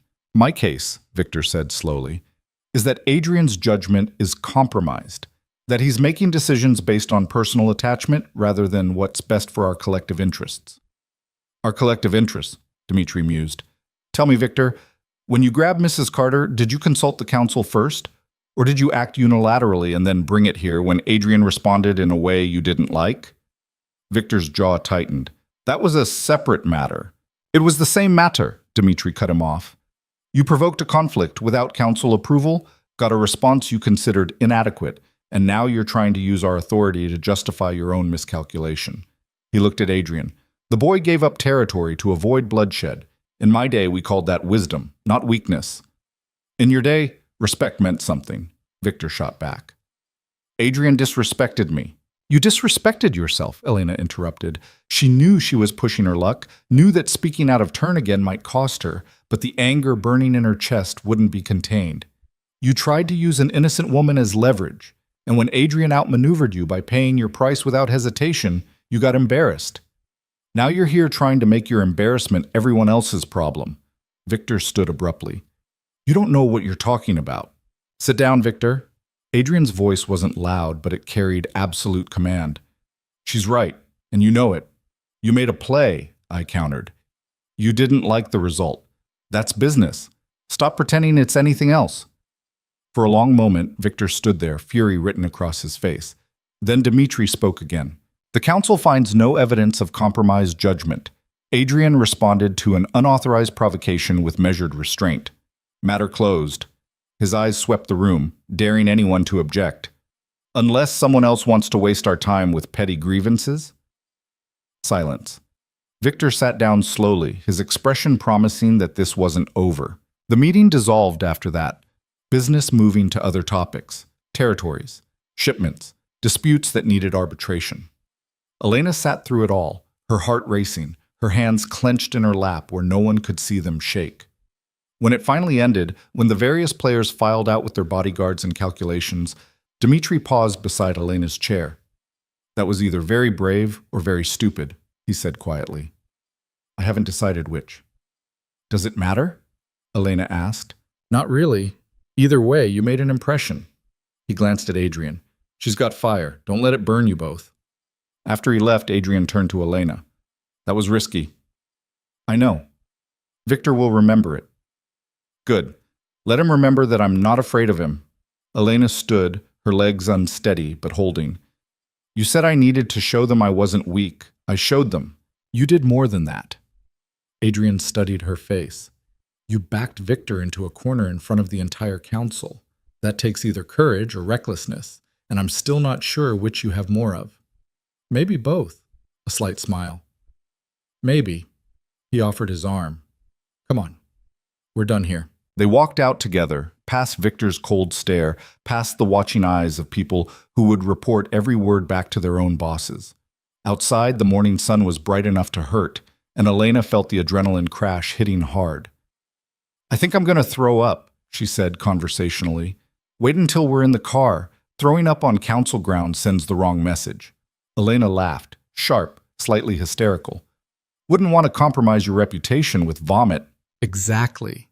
But Adrian's hand was steady at her back as he guided her to the waiting car, and when they were safely inside with the doors closed, he said, You did well in there, better than most people would have done. I probably just made everything worse. You made Victor look small. That's not worse. That's progress. Adrian's phone buzzed and he checked it with a frown. Though you're right that there will be consequences, Victor doesn't forgive public humiliation. What kind of consequences? The kind we'll handle when they come. He typed out a quick response to whatever message had arrived. For now, you should rest. You've earned it. But Elena wasn't tired. Despite the adrenaline crash, despite everything, she felt wired, alive in a way she hadn't since before the wedding. She'd faced down Victor in front of the most dangerous people in the city, and she'd held her ground. It should have felt wrong. Should have felt like crossing a line she couldn't uncross. Instead, it felt like winning.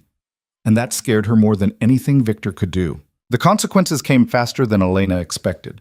3 days after the council meeting, she woke to find the penthouse in lockdown. Guards everywhere, Constantine barking orders into his phone, Irina pale and tight-lipped as she delivered breakfast Elena couldn't eat. "What's happening?" Elena demanded, finding Adrian in his office surrounded by laptops and grim-faced men she didn't recognize. "Victor's making his move." Adrian didn't look up from the screen. "Get dressed. We're relocating within the hour." "Relocating where?"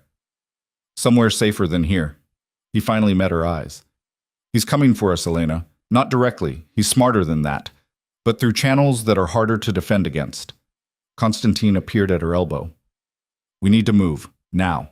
The safe house turned out to be a compound outside the city. Old money architecture hiding new money security. Walls, cameras, guards, with automatic weapons trying to look casual. Elena's mother was already there, looking small and frightened in a living room that cost more than most houses. "What's going on?" Catherine asked when Elena found her. "They came and got me before dawn. Wouldn't explain anything." "We're being careful," Elena said, the lie tasting like ash. "There's been some business complications." "Business?" Her mother's laugh was bitter. "Is that what we're calling it now?" Before Elena could answer, an explosion rocked the compound. The windows rattled. Alarms screamed. Elena hit the floor instinctively, her mother screaming beside her, and heard Constantine shouting orders in Russian. "Stay down!" Adrian appeared from nowhere, weapon drawn, his expression carved from ice. "Constantine, sit rep.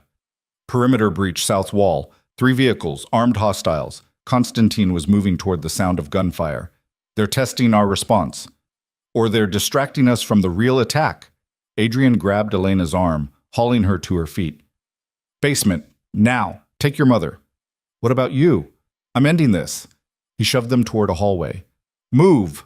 Elena dragged her mother through corridors that all looked the same, following Irina, who'd appeared like a ghost with directions to the panic room. Behind them, gunfire echoed, sharp cracks that made her mother sob, and Elena's training with Constantine kick in. Low profile, move fast, don't freeze. The panic room was reinforced steel disguised as a wine cellar. Irina sealed them inside with a key code, and suddenly the chaos was muffled, distant. "We're safe here," Irina said, though her hand shook. "This room can withstand anything short of military ordnance." "What about Adrian?" Elena's heart was racing. "What about the guards?" "Mr. Volkov knows what he's doing. He's been preparing for something like this since Victor's threat became clear."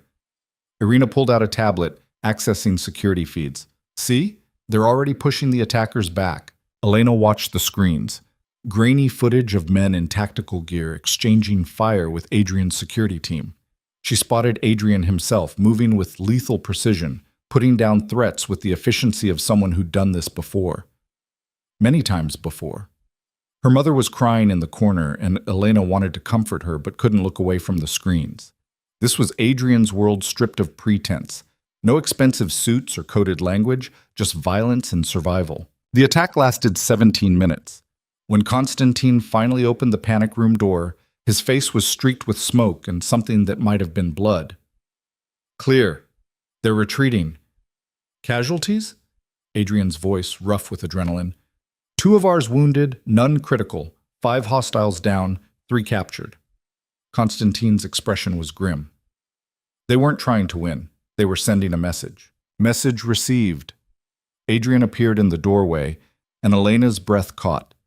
He was disheveled, his shirt torn, a cut above his eyebrow bleeding sluggishly. But alive. Whole. "Everyone okay?" "We're fine." Elena moved toward him before she could stop herself, her hands reaching to check the cut. "You're hurt." "Barely. I've had worse from Constantine's training sessions." But he let her touch him, let her examine the wound with shaking fingers. "Your mother?" Terrified, confused, probably hating both of us. Elena's voice cracked. "Adrian, this is insane. Victor just attacked us with actual soldiers. Mercenaries, there's a difference." Adrian caught her hands, stilling them. "And yes, it's insane.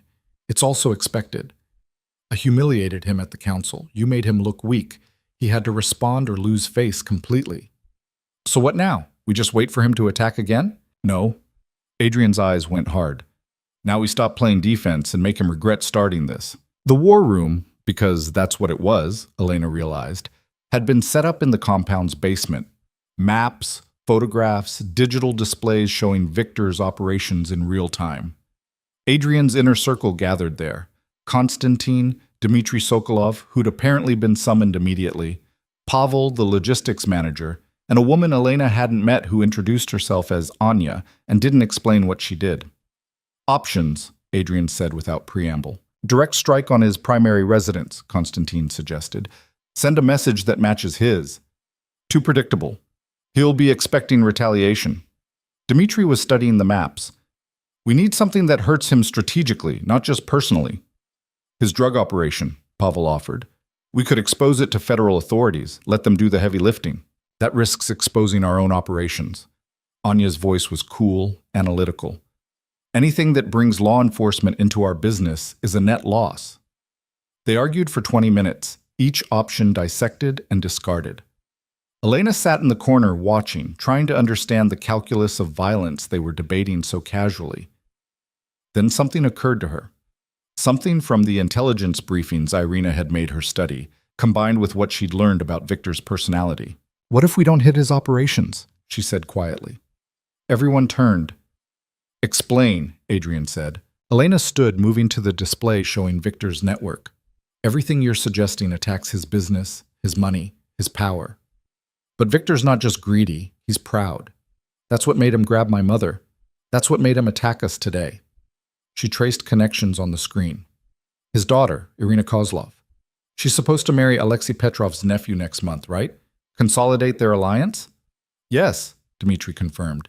It's been planned for months. Why? Because I met Irina at the party. She's miserable. She doesn't want the marriage, doesn't want any of this. Elena looked at Adrian. What if we offered her a way out? Konstantin frowned. You want to what? Kidnap Victor's daughter? That's not kidnap, rescue. Give her asylum, protection, a choice. Elena's mind was racing now, seeing the angles. Victor's entire alliance with Petrov depends on that marriage.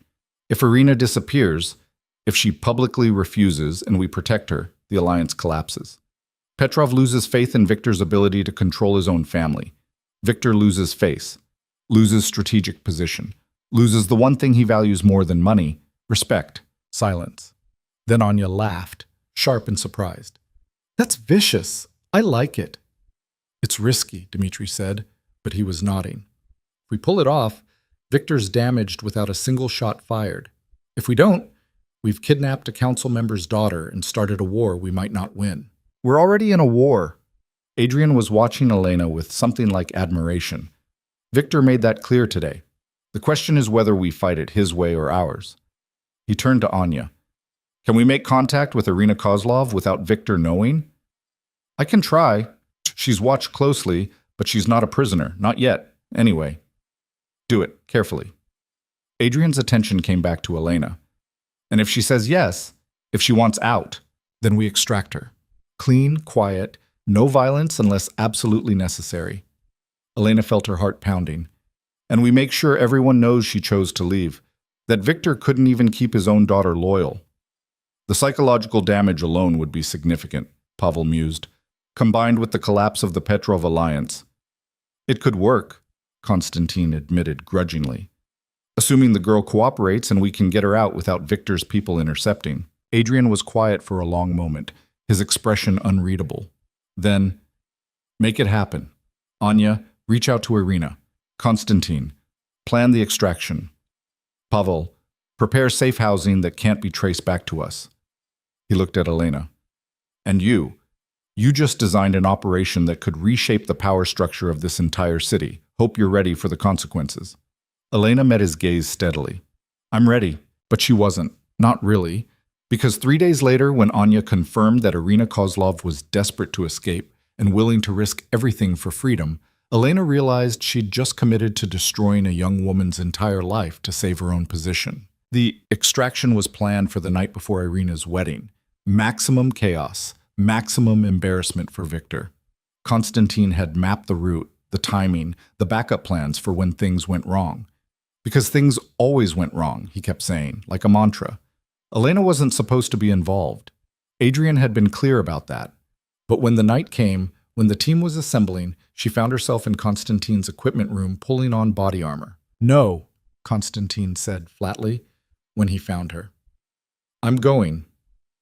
Adrian said, "I don't care what Adrian said. This was my idea. Irina's trusting me. I should be there." Elena adjusted the vest, trying to look competent. "Besides, she knows me. She'll trust me more than she'll trust a bunch of armed strangers. She'll trust us to get her out alive. That's all that matters." But Constantine was wavering. "If you get hurt, Adrian will kill me. If I don't go and something happens to her, I'll kill myself." Elena met his eyes. "I need to do this. Please." Constantine swore in Russian. "Fine. But you follow orders exactly. You stay behind me at all times. And if I say run, you run. Clear?" "Clear." Adrian found out 10 minutes before they left. Elena was checking equipment she barely knew how to use when his voice cut through the preparation noise. "What the hell do you think you're doing?" She turned to find him in the doorway, fury written across every line of his body. "I'm going with them." "The hell you are." "Irina knows me. She'll be scared, confused. Having a familiar face will help." Elena stood her ground even as Adrian moved closer, radiating anger. "This was my plan. I should see it through." "Your plan involved strategy, not fieldwork. You're not trained for this." "I've been training with Constantine for 2 weeks. 2 weeks doesn't make you a soldier." Adrian grabbed her arm. "You go out there. You become a liability. Someone Constantine has to protect instead of focusing on the mission." "I can protect myself." "Can you?" Adrian's grip tightened. "Can you shoot someone if they're between you and escape? Can you make decisions in seconds that might mean life or death? Can you watch people die and keep moving?" Elena pulled free. "I don't know. But I know Irina's scared and alone and trusting me to help her. I'm not going to let her down because you think I'm too weak to handle your world." "This isn't about weakness." "Yes, it is. You still see me as the girl who got sold to pay her father's debts, the wife you have to protect and manage." Elena's voice rose. "I'm not that person anymore. You made sure of that when you dragged me into your business, made me learn your rules, turned me into someone who could design an operation like this. So don't act surprised when I want to see it through." Adrian stared at her, jaw tight. Then he turned to Constantine. She goes, "She's your responsibility. Anything happens to her." "I know, you'll kill me slowly." Constantine didn't sound concerned.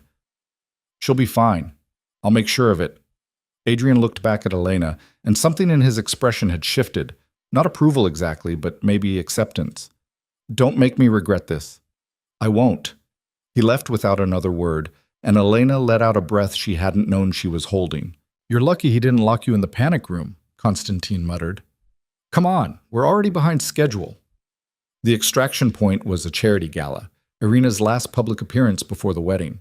Victor would be there, watching her, making sure she played her role perfectly, which meant security would be tight, eyes everywhere, escape routes limited. Elena rode in the van with Constantine's team, listening to them run through the plan in terse Russian and English.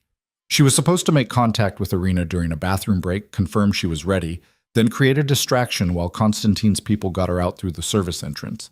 Simple, clean. Nothing could go wrong. Everything went wrong. They made it to the gala without incident. Elena, dressed in evening wear that hid the communication device in her ear, moved through the crowd like she belonged there. She spotted Victor near the bar, playing the proud father, one hand possessive on Irina's shoulder. Irina looked like a porcelain doll about to shatter. Elena caught her eye, gave the signal they'd arranged. Irina's hand went to her necklace. Acknowledgement. 10 minutes until the bathroom meeting. But before those 10 minutes elapsed, Alexei Petrov appeared at Victor's side with a man Elena didn't recognize. They spoke in urgent whispers, and she saw Victor's expression change, confusion shifting to suspicion. "Constantine," she murmured into her calm. "Something's wrong. Victor just got information about something." "Copy. Stand by."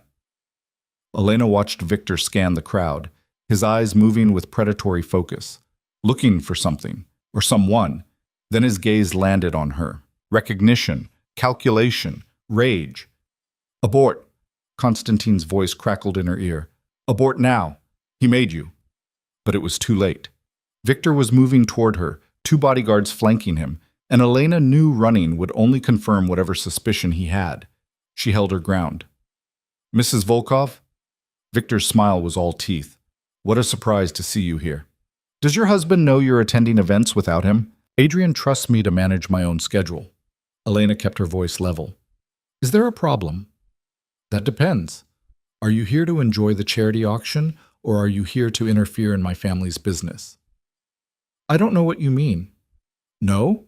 Victor stepped closer, his voice dropping. Because I just received interesting information about someone trying to make contact with my daughter, someone offering her protection if she wants to leave her fiancé.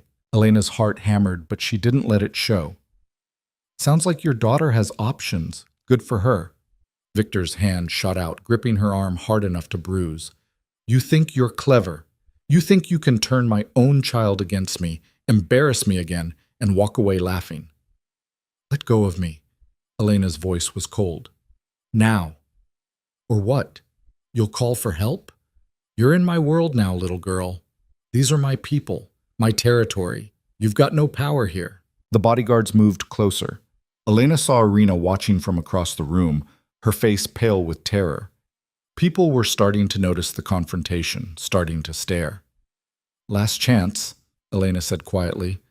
Let go, or find out exactly what Adrian will do when he learns you put your hands on his wife.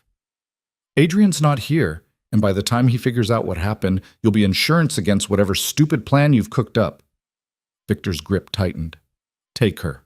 The bodyguards reached for her. Elena moved.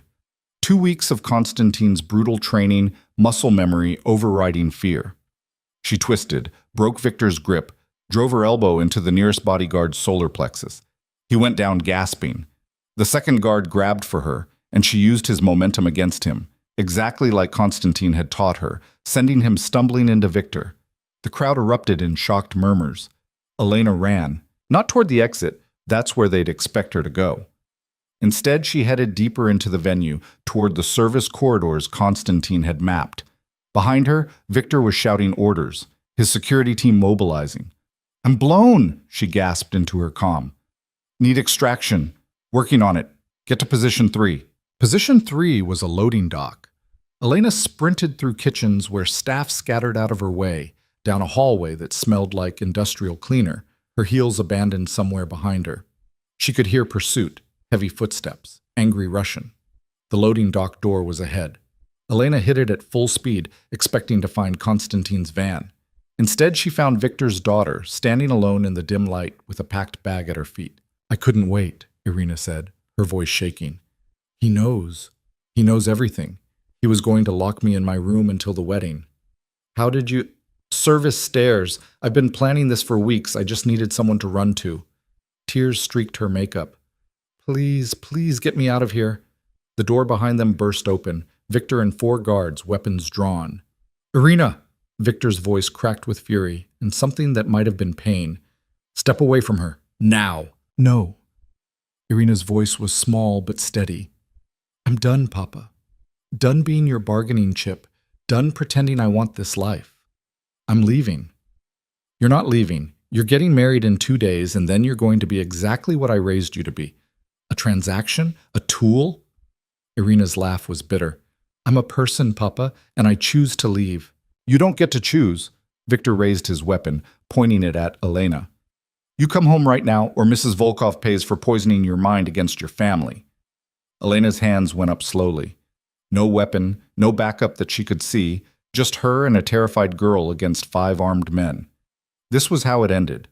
She'd been so focused on the plan, on being useful, on proving herself, that she'd walked straight into a trap. Then headlights flooded the loading dock. 2 vehicles, moving fast, doors opening before they'd fully stopped. Constantine and his team pouring out with weapons that made Victor's people look under-equipped, and Adrian stepping out last, his expression carved from ice and fury. Victor! Adrian's voice cut through everything. Put the gun down. This is my daughter. And that's my wife you're threatening, which means you've got about 5 seconds to decide if Irina's worth dying over. Victor hesitated. His guards were looking nervous, outgunned, and outmaneuvered. She's my family, Victor said, but his voice had lost its certainty. She's an adult who's making a choice. You can accept that and walk away, or you can start something you won't survive. Adrian moved closer, and Elena saw the weapon in his hand, held with the casual competence of someone who used it regularly. What's it going to be? For a long moment, nobody moved. Then Irina spoke, her voice stronger than Elena had ever heard it. I'm leaving, Papa. With or without your permission. You can shoot them, shoot me, but I'm still leaving because I'd rather die free than live as your property. Something broke in Victor's expression. He lowered the weapon slowly, and Elena saw it. The moment he realized he'd lost. Not just the confrontation, not just his daughter, but the respect he'd been so desperately clinging to. You'll regret this, he said, but it sounded hollow. Maybe. Irina picked up her bag. But it'll be my regret, not yours. She walked toward Elena with her head high, and Elena took her hand, leading her toward Adrian's vehicles. Behind them, Victor stood in the loading dock surrounded by his guards, looking smaller than Elena had ever seen him. They were almost to the vehicles when Victor called out one last time. Adrian, this isn't over. Adrian didn't even turn around. Yes, it is. You just don't know it yet. The safe house they took Irina to was different from the compound. Smaller, quieter, designed for someone who needed to disappear rather than defend. Elena sat with her in a bedroom that was nice enough to be comfortable but sparse enough to be temporary, while the younger woman cried with relief and terror in equal measure. What happens now? Irina asked when she could speak again. Now you rest. Tomorrow we start building you a new life. New identity, new city if you want it, enough money to start over. Elena brushed hair from Irina's face. You're free. That's what happens now. He'll come after me. He'll try. Adrian will make sure he fails. Elena's voice was certain. You're under our protection now. That means something. After Irina finally fell asleep, Elena found Adrian on the safe house balcony, smoking a cigarette with the desperate focus of someone who rarely indulged. You smoke? She asked. Not usually. Tonight seemed like an exception. He offered her the cigarette. You did well back there. Kept your head when most people would have panicked. I did panic, I just didn't show it. Elena took a drag, coughed. This is disgusting. Yes. That's why I don't usually smoke. He took it back. Victor's finished. The council will hear about tonight. How he pulled a weapon on another member's wife. How his own daughter chose exile over family. He'll have no credibility left. What about the Petrov alliance? Dead in the water. Alexei's not stupid enough to chain himself to a sinking ship. Adrian flicked ash over the railing. You destroyed Victor with one operation. No bloodshed, no war, just strategic precision. That's more impressive than anything I've done this year. Elena leaned against the railing, exhaustion finally catching up. I didn't do it alone. No, but you designed it, convinced us to try it, made it work even when everything went sideways. He stubbed out the cigarette. You're not the same person who walked down that aisle 3 weeks ago. Is that a good thing? I don't know. Ask me in a year. Adrian turned to face her. But I know you're more than I expected, more than I bargained for when I married you. What did you bargain for? Someone manageable, predictable, someone who'd fill a role and stay quiet. His smile was wry. Instead, I got someone who argues with council members, designs operations that reshape power structures, and runs headfirst into danger to keep promises to people she barely knows. Disappointed? Terrified, actually. But he said it like a compliment. You're becoming dangerous, Elena, to Victor, to our enemies, maybe even to me eventually. Should I apologize? No. Adrian moved closer. You should own it, because dangerous people survive in this world. Weak ones don't. He was close enough now that Elena could feel his warmth, smell the cigarette smoke and expensive cologne. Close enough that she had to tilt her head back to maintain eye contact. What are we doing? She asked quietly. I don't know. His hand came up, fingers tracing her jawline with unexpected gentleness. But I think we're becoming something neither of us planned for. Partners? Maybe. Or something more complicated. His thumb brushed her lower lip. Something that's going to make everything harder and more dangerous, and probably get us both killed. Elena's breath caught. She should pull away, should maintain distance, remember that this was still a transaction, still a prison, even if the bars were made of strategy instead of steel. But when Adrian kissed her, really kissed her, Not the cold formal press from their wedding, but something hungry and desperate. She kissed him back, and hated herself for wanting it. They broke apart when Constantine's voice crackled over the intercom. "Boss, we've got a problem." Adrian pulled away, his expression shifting from whatever that moment had been back to pure calculation. "What kind?" "The kind where Victor's not taking this lying down. He's mobilizing his people. Looks like he's planning something big." Adrian swore. "I'll be right there." He looked at Elena. "This isn't over." "I know." He left her on the balcony, and Elena stood there for a long time, her lips still burning from the kiss, her mind already planning for whatever fresh hell Victor was about to unleash. Because Adrian was right, she was becoming dangerous. She just hoped she was becoming dangerous enough to survive what came next. Victor's retaliation came at dawn in the form of coordinated strikes across Adrian's entire operation. Elena woke to chaos. Alarms, shouting, Constantine's team mobilizing while Adrian barked orders into 3 phones simultaneously. She pulled on clothes and found him in the war room, surrounded by screens showing fires at 2 warehouses, police raids at 3 others, and what looked like a full-scale assault on one of his primary distribution centers. "How bad?" she asked. "Bad." Adrian didn't look away from the screens. "Victor's burning everything he can't take. He's got law enforcement in his pocket, hitting our legitimate fronts, and his own people hitting everything else. He's trying to collapse the entire operation in one night." "Can he?" "If we don't stop him, yes." Adrian finally turned to her. "This is scorched earth. He knows he's finished, so he's taking me down with him." Elena studied the screens, her mind cataloging the damage. "He's spread too thin. Look, he's hitting 8 targets simultaneously. That means his forces are divided, his attention scattered. He can't defend everything at once." "Neither can we. We don't need to defend. We need to cut off the head." Elena moved closer to the tactical display. "Where's Victor right now?" Constantine answered. "His estate. Fortified, heavily guarded.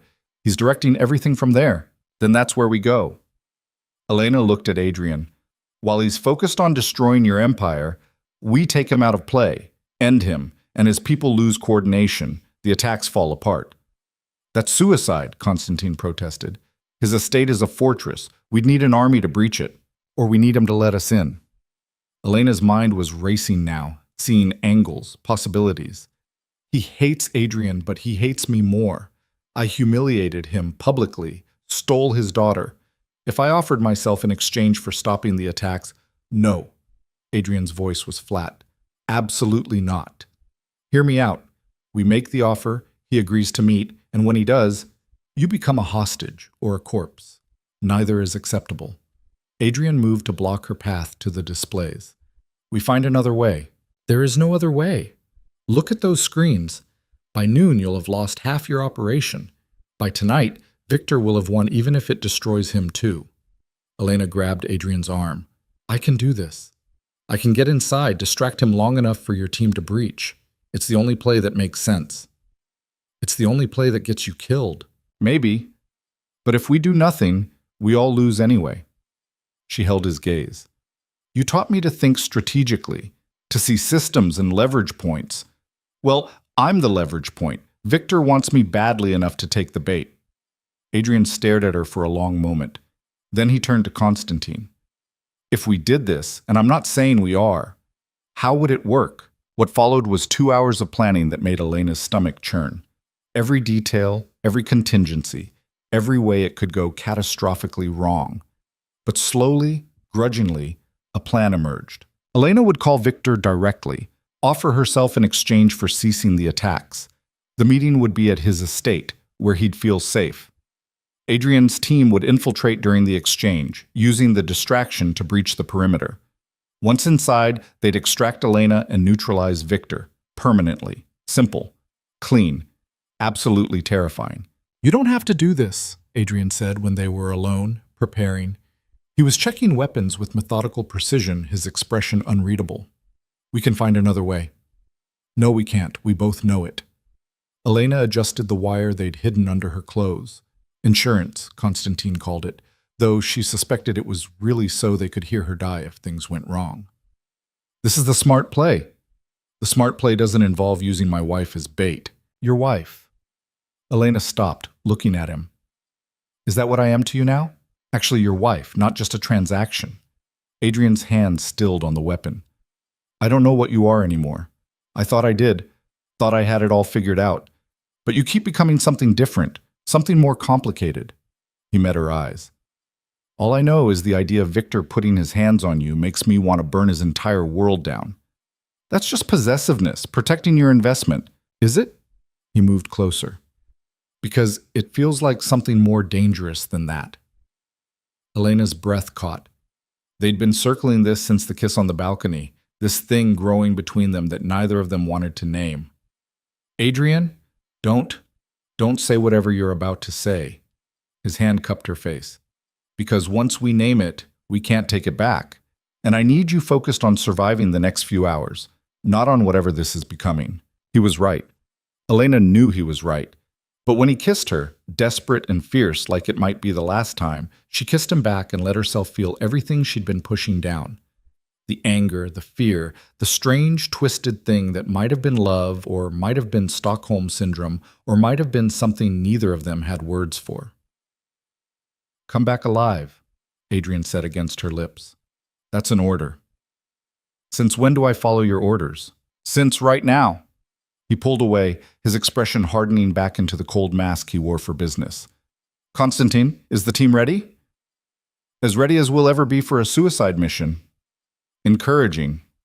Elena checked her reflection. She looked calm, composed, exactly like someone walking into a trap should not look. Let's do this before I remember how to be scared. The call to Victor was brief. I want to make a deal, Elena said when he answered. Elena Volkov. I was wondering when you'd contact me. Victor's voice was smug. Ready to beg for mercy? Ready to offer a trade. Me for the attack stopping. You get what you really want. Revenge on the person who destroyed your reputation. I get to save what's left of Adrian's operation. Silence. Then, why would I agree to that? I'm already winning. You're burning everything, including your own credibility. The council won't forgive you starting a war like this. Elena kept her voice level. But if you can show them you retrieved your daughter, punished the people who helped her escape, ended this before it destroyed the entire city's operations, that's leverage. That's power. More silence. Victor was calculating, weighing options. And Adrian agrees to this? Adrian doesn't know. I'm doing this myself. The lie tasted like copper. I have 2 hours before he realizes I'm gone. Take the deal or don't, but decide now. My estate. 1 hour. You come alone, unarmed, or I burn every single one of his holdings to the ground. Done. The line went dead. Elena lowered the phone, her hands shaking now that Victor couldn't see. Constantine was already moving, mobilizing his team. Adrian stood frozen, his expression unreadable. 1 hour, Elena said. That's how long you have to get in position. We'll be ready. Adrian's voice was rough. Just stay alive until we get there. I'll try my best. The drive to Victor's estate felt both endless and too short. Elena sat in the back of an unmarked car, Constantine driving, going over the plan again and again in her head. Get inside, keep Victor talking, wait for Adrian's team, don't die stupidly. Simple goals. Hard execution. Victor's estate rose from manicured grounds like something out of a crime movie. All stone and iron, beautiful and brutal. Guards everywhere, watching her approach with weapons barely concealed. They searched her at the gate, found the wire, crushed it under a boot heel. Nice try, one of them said in accented English. Elena's heart sank. There went the insurance. They walked her to the main house, through rooms decorated with the kind of wealth that came from decades of violence. Victor waited in a study that could have been Adrian's twin. Same power displays, same cold elegance. But where Adrian's office felt controlled, Victor's felt desperate. Elena, Victor gestured to a chair. Sit. We have much to discuss. Where's Irina? Elena remained standing. That was part of the deal. I come here, you stop the attacks, you get your daughter back. My daughter is a traitor who chose exile over family. I don't want her back. Victor's smile was cruel. I lied. I just wanted you. Elena's stomach dropped, but she kept her face neutral. Then you're stupider than I thought. Adrian will destroy you for this. Adrian is currently watching his empire burn. By the time he realizes where you are, it'll be too late. Victor moved closer. You cost me everything. My reputation, my alliance, my own child's loyalty. Now you'll pay for it. By killing me? That just makes Adrian's retaliation absolute. Who said anything about killing you? Victor's hand shot out, gripping her throat. I'm going to break you. Make you beg. Send pieces of you back to Adrian until he understands what it costs to make an enemy of Victor Kozlov. Elena drove her knee up hard into his groin. Victor went down gasping, and Elena ran. She made it 3 steps before guards grabbed her, slamming her against a wall hard enough to see stars. Victor was back on his feet, fury distorting his features. Stupid girl, you think you can fight your way out? He backhanded her across the face, and Elena tasted blood. You're not leaving this house alive. Then neither are you, Elena said through split lips. What? The explosion came from the south wing, controlled, precise, exactly on schedule. Adrian's team breaching the perimeter right where Constantine had planned. Victor's eyes went wide. What did you do? What you taught me. I used leverage. Elena smiled, bloody teeth and all. You wanted me badly enough to drop your guard. Now you're about to learn why that was a mistake. Gunfire erupted through the house. Victor's guards scattered, trying to defend against the assault. In the chaos, Elena twisted free from the man holding her, using moves Constantine had drilled into muscle memory. She wasn't graceful about it. Her nose was bleeding, her ribs screaming, but she got loose. She ran through corridors that were rapidly filling with smoke and violence, following the sound of Adrian's team advancing. Behind her, Victor was screaming orders, but his people were already breaking. The coordinated assault was too much, too fast. Elena rounded a corner and ran straight into Constantine. You're alive, he said, sounding genuinely surprised. Barely. Where's Adrian? Dealing with Victor's personal guard, this way. They moved through the estate like ghosts, Constantine clearing corners with professional efficiency. They found Adrian in the main hall, surrounded by 3 bodies and breathing hard. Elena? Relief flooded his expression. You're hurt. I'm alive. Victor? Being secured. Adrian moved to her, hands gentle as they checked her injuries. You're bleeding. I'm fine. Did we win? We won. Constantine appeared with Victor in custody. The older man's hands zip-tied, his face promising murder. What do you want done with him? Adrian looked at Victor, then at Elena. Your call. He hurt you. You decide what happens next. Elena stared at Victor, this man who'd kidnapped her mother, attacked them with mercenaries, tried to break her just to hurt Adrian. Every instinct screamed for revenge, for making him pay in blood. But that's not who she wanted to become. Turn him over to the council, she said finally. Let them decide. He violated every rule they have, attacked without authorization, targeted family, destroyed shared infrastructure. They'll handle him worse than we could. Adrian studied her face. You're sure? I'm sure. Elena met Victor's eyes. You wanted to break me. Instead, you just proved I'm stronger than you thought. That's punishment enough. Victor spat at her feet. You'll regret this. Both of you. Maybe. Adrian's hand found Elena's. But you'll regret it more. They left Victor to Constantine's team and walked out of the estate together, into dawnlight that felt like rebirth. Behind them, Victor's fortress burned, not with the destructive chaos he'd tried to unleash, but with the controlled precision of Adrian's people dismantling everything he'd built. The council convened 3 days later to pass judgment. Victor Kozlov was stripped of his territories, his operations, his seat at the table. Everything he'd spent decades building, gone in a single vote. Some whispered he'd be allowed to retire quietly. Others said he'd disappear more permanently. Elena didn't care which. She was done with Victor. What she cared about was the young woman sitting in a coffee shop across town, using a new name and a new identity, smiling like she'd forgotten what fear felt like. Irina, now called Sarah, had chosen a quiet life far from the violence that had defined her childhood. Elena had helped her set it up, had made sure she had resources and protection and choices. That felt like winning. You're different, her mother said when Elena visited her the following week. Catherine Carter had aged in the months since the wedding, lines of worry etched deeper than before. Harder, colder. I'm surviving, Elena said. Is that all you're doing? Her mother's eyes were sad. Because that's not living, sweetheart.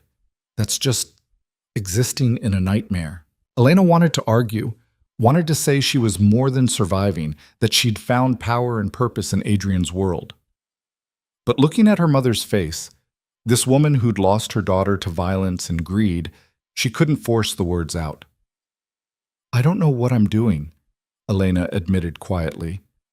I know I'm not the person you raised. I know I've done things that would horrify you, but I'm still here, still breathing, and some days that's the best I can manage. Her mother reached across the table, taking Elena's hand. You can still leave. I have some money saved, enough to disappear. I can't leave. Why not? Because she'd become complicit, because she'd helped design operations that hurt people, because she'd kissed Adrian like she meant it, and maybe she had.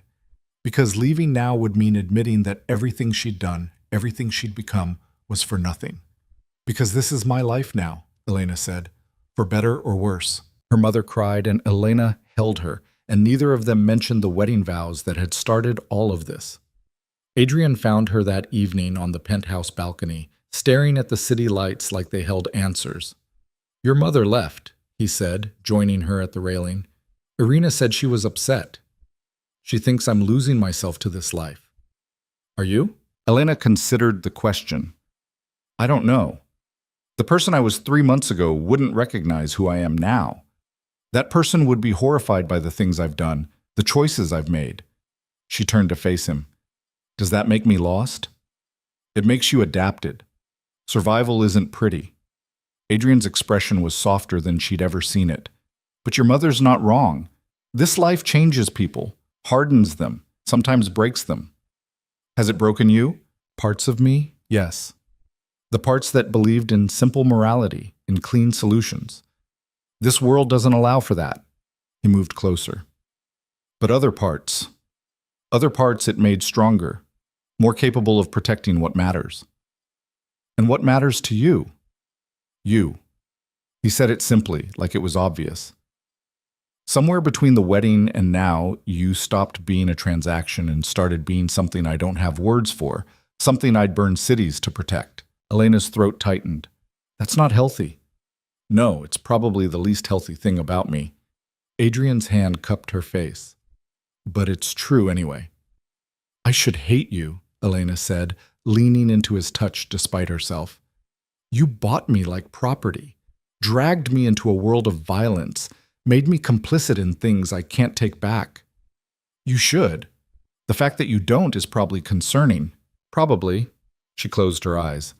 But I think I'm too tired to hate you, and too changed to pretend this isn't where I belong now. Adrian pulled her close, and Elena let herself sink into his warmth.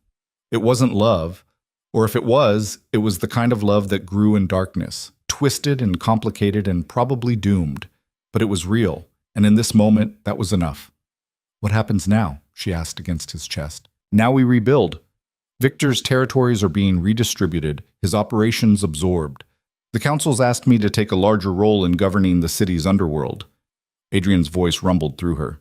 It's more power, more responsibility, more danger, and more opportunities to get killed. That too.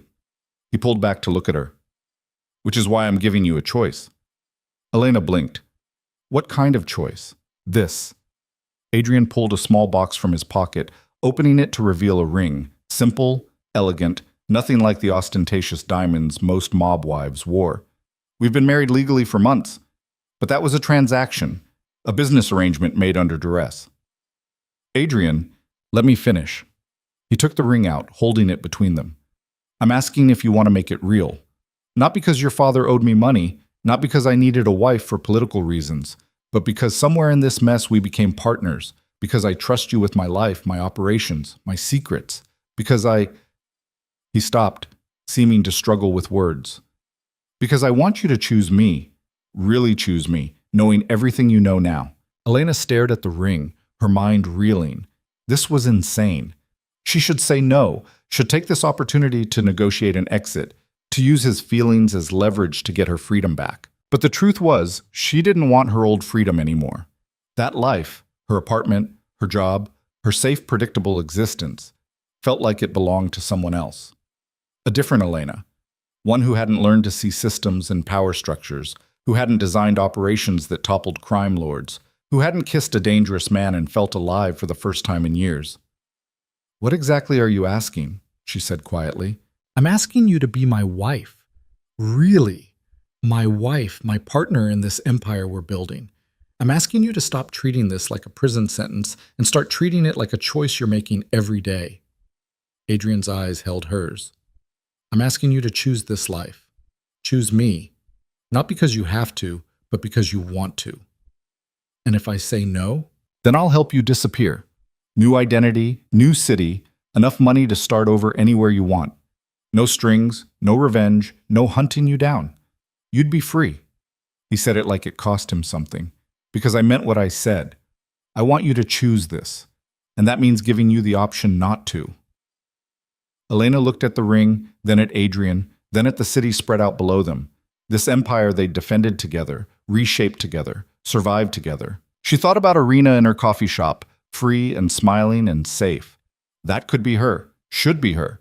But Irina hadn't designed the operation that freed her, hadn't stood in front of a council of criminals and demanded respect, hadn't learned to fight, to strategize, to navigate power structures with precision. Irina had escaped. Elena had conquered. "If I say yes," Elena said slowly, "what does that make me? Complicit? Powerful? Dangerous?" Adrian's slight smile. "Everything you've already become, but with your eyes open about it. I'll be approving operations that hurt people, making choices that destroy lives, building an empire on suffering. Yes, that's the reality of this world." Adrian didn't sugarcoat it. "But you'll also be protecting people who can't protect themselves. Creating order in chaos. Making sure power is wielded intelligently instead of brutally. It's not redemption, but it's not nothing either." Elena knew what her mother would say, what her old self would say, what anyone with functioning morality would say. But she wasn't any of those people anymore. "Ask me again," she said, properly this time. Adrian actually knelt on the balcony floor. "Elena Carter-Volkov, will you marry me? Will you choose this life, this empire, this extremely dysfunctional partnership we've built? Will you be my wife, my partner, my equal in everything?" Elena looked at him kneeling there, this dangerous man offering her the one thing she'd thought she'd lost: choice. Real choice, with full knowledge of what it meant. "Yes," she said, and felt something shift inside her, not breaking, but settling into place. "I choose this. I choose you. Not because I have to, but because I've already become someone who belongs here." Adrian slipped the ring onto her finger, and it fit perfectly. Of course it did. He'd probably had her measured weeks ago, planning for this moment even before he knew it would come. "We're probably going to regret this," Elena said, pulling him to his feet. "Almost definitely." He kissed her, and this time there was no desperation, no fear, just certainty. "But we'll regret it together." They stood on the balcony as the city breathed below them. Millions of lives, millions of choices, all of them interconnected in ways most people never saw. But Elena saw them now, saw the systems, the power structures, the delicate balance of violence and order that kept everything running. And she understood, finally, what Adrian had been trying to teach her all along. Power wasn't about control. It was about choice. The choice to act or not act, to build or destroy, to become the person circumstances demanded, or the person you decided to be. She'd chosen. For better or worse, she'd chosen. 6 months later, Elena stood in front of a different mirror, wearing a different wedding dress. This one she'd picked herself, simple, elegant, hers in ways the first dress never was. Her mother sat behind her, still sad but accepting. Irina had sent flowers and a note that said simply, "Thank you for teaching me that freedom is a choice worth fighting for." The ceremony was small. Just Adrian's inner circle, a few council members, the people who mattered. No cathedral full of strangers, no performance for witnesses who didn't care, just vows spoken with clear eyes and full knowledge of what they meant. "I, Elena, take you, Adrian, to be my husband," she said, and meant every word. "To stand beside you, not beneath you. To build this empire together for better or worse. To choose you every day, knowing exactly who you are and what that makes me." Adrian's vows were similar, honest, complicated, real. When the priest said, You may kiss your bride, Adrian leaned in close. Second thoughts? He whispered. Hundreds, but I'm doing this anyway. He laughed and kissed her, and Elena kissed him back in front of people who understood exactly what kind of alliance they were witnessing. Not a fairy tale, not a romance, just two damaged people choosing to face the darkness together instead of alone. The reception was held at the penthouse, overlooking the city they ruled together. Constantine made a toast about survival and strategy. Dmitri told embarrassing stories about Adrian's early mistakes. Elena's mother cried and tried to be happy, and Elena stood beside her husband, really her husband now, and felt something that might have been peace, or might have been just exhausted acceptance. Either way, it was hers. Regrets? Adrian asked when they had a quiet moment. Elena thought about the girl who'd walked down the aisle months ago, terrified and helpless. Thought about everything she'd done since. The operations designed, the violence accepted, the choices made. Thought about Arena free, Victor broken, an empire reshaped. No, she said honestly. No regrets. Just choices I own. Good. Adrian pulled her close.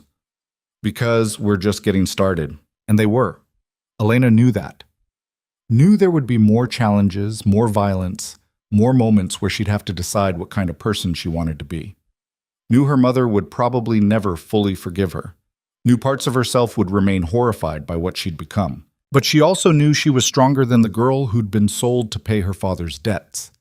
Knew she could navigate systems that most people didn't even know existed. Knew she'd found partnership in the last place she expected to find it. That wasn't redemption, wasn't even particularly healthy. But it was power and choice, an agency in a world designed to strip all three away from women like her. So when Adrian asked, "Ready for whatever comes next?" Elena smiled. Not the scared smile of a victim, but the fierce smile of someone who'd learned to bite back. "Bring it on," she said.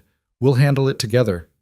And as the city lights blazed below them, two people who'd been forced together by circumstance stood side by choice, ready to face whatever darkness came next. Not because they were good people, not because they were heroes, but because they'd learned that survival, real survival, meant becoming dangerous enough that the world had to respect you, even if it could never love you. That was the truth Elena had learned in Adrian's world. That was the choice she'd made. And strangely, terrifyingly, honestly, she wouldn't take it back. Because some prisons you escape from, and some you learn to rule. Elena had chosen the latter, and in that choice, she'd found a kind of freedom that her old life had never offered. The freedom to be exactly who she'd become. Flaws, violence, power and all.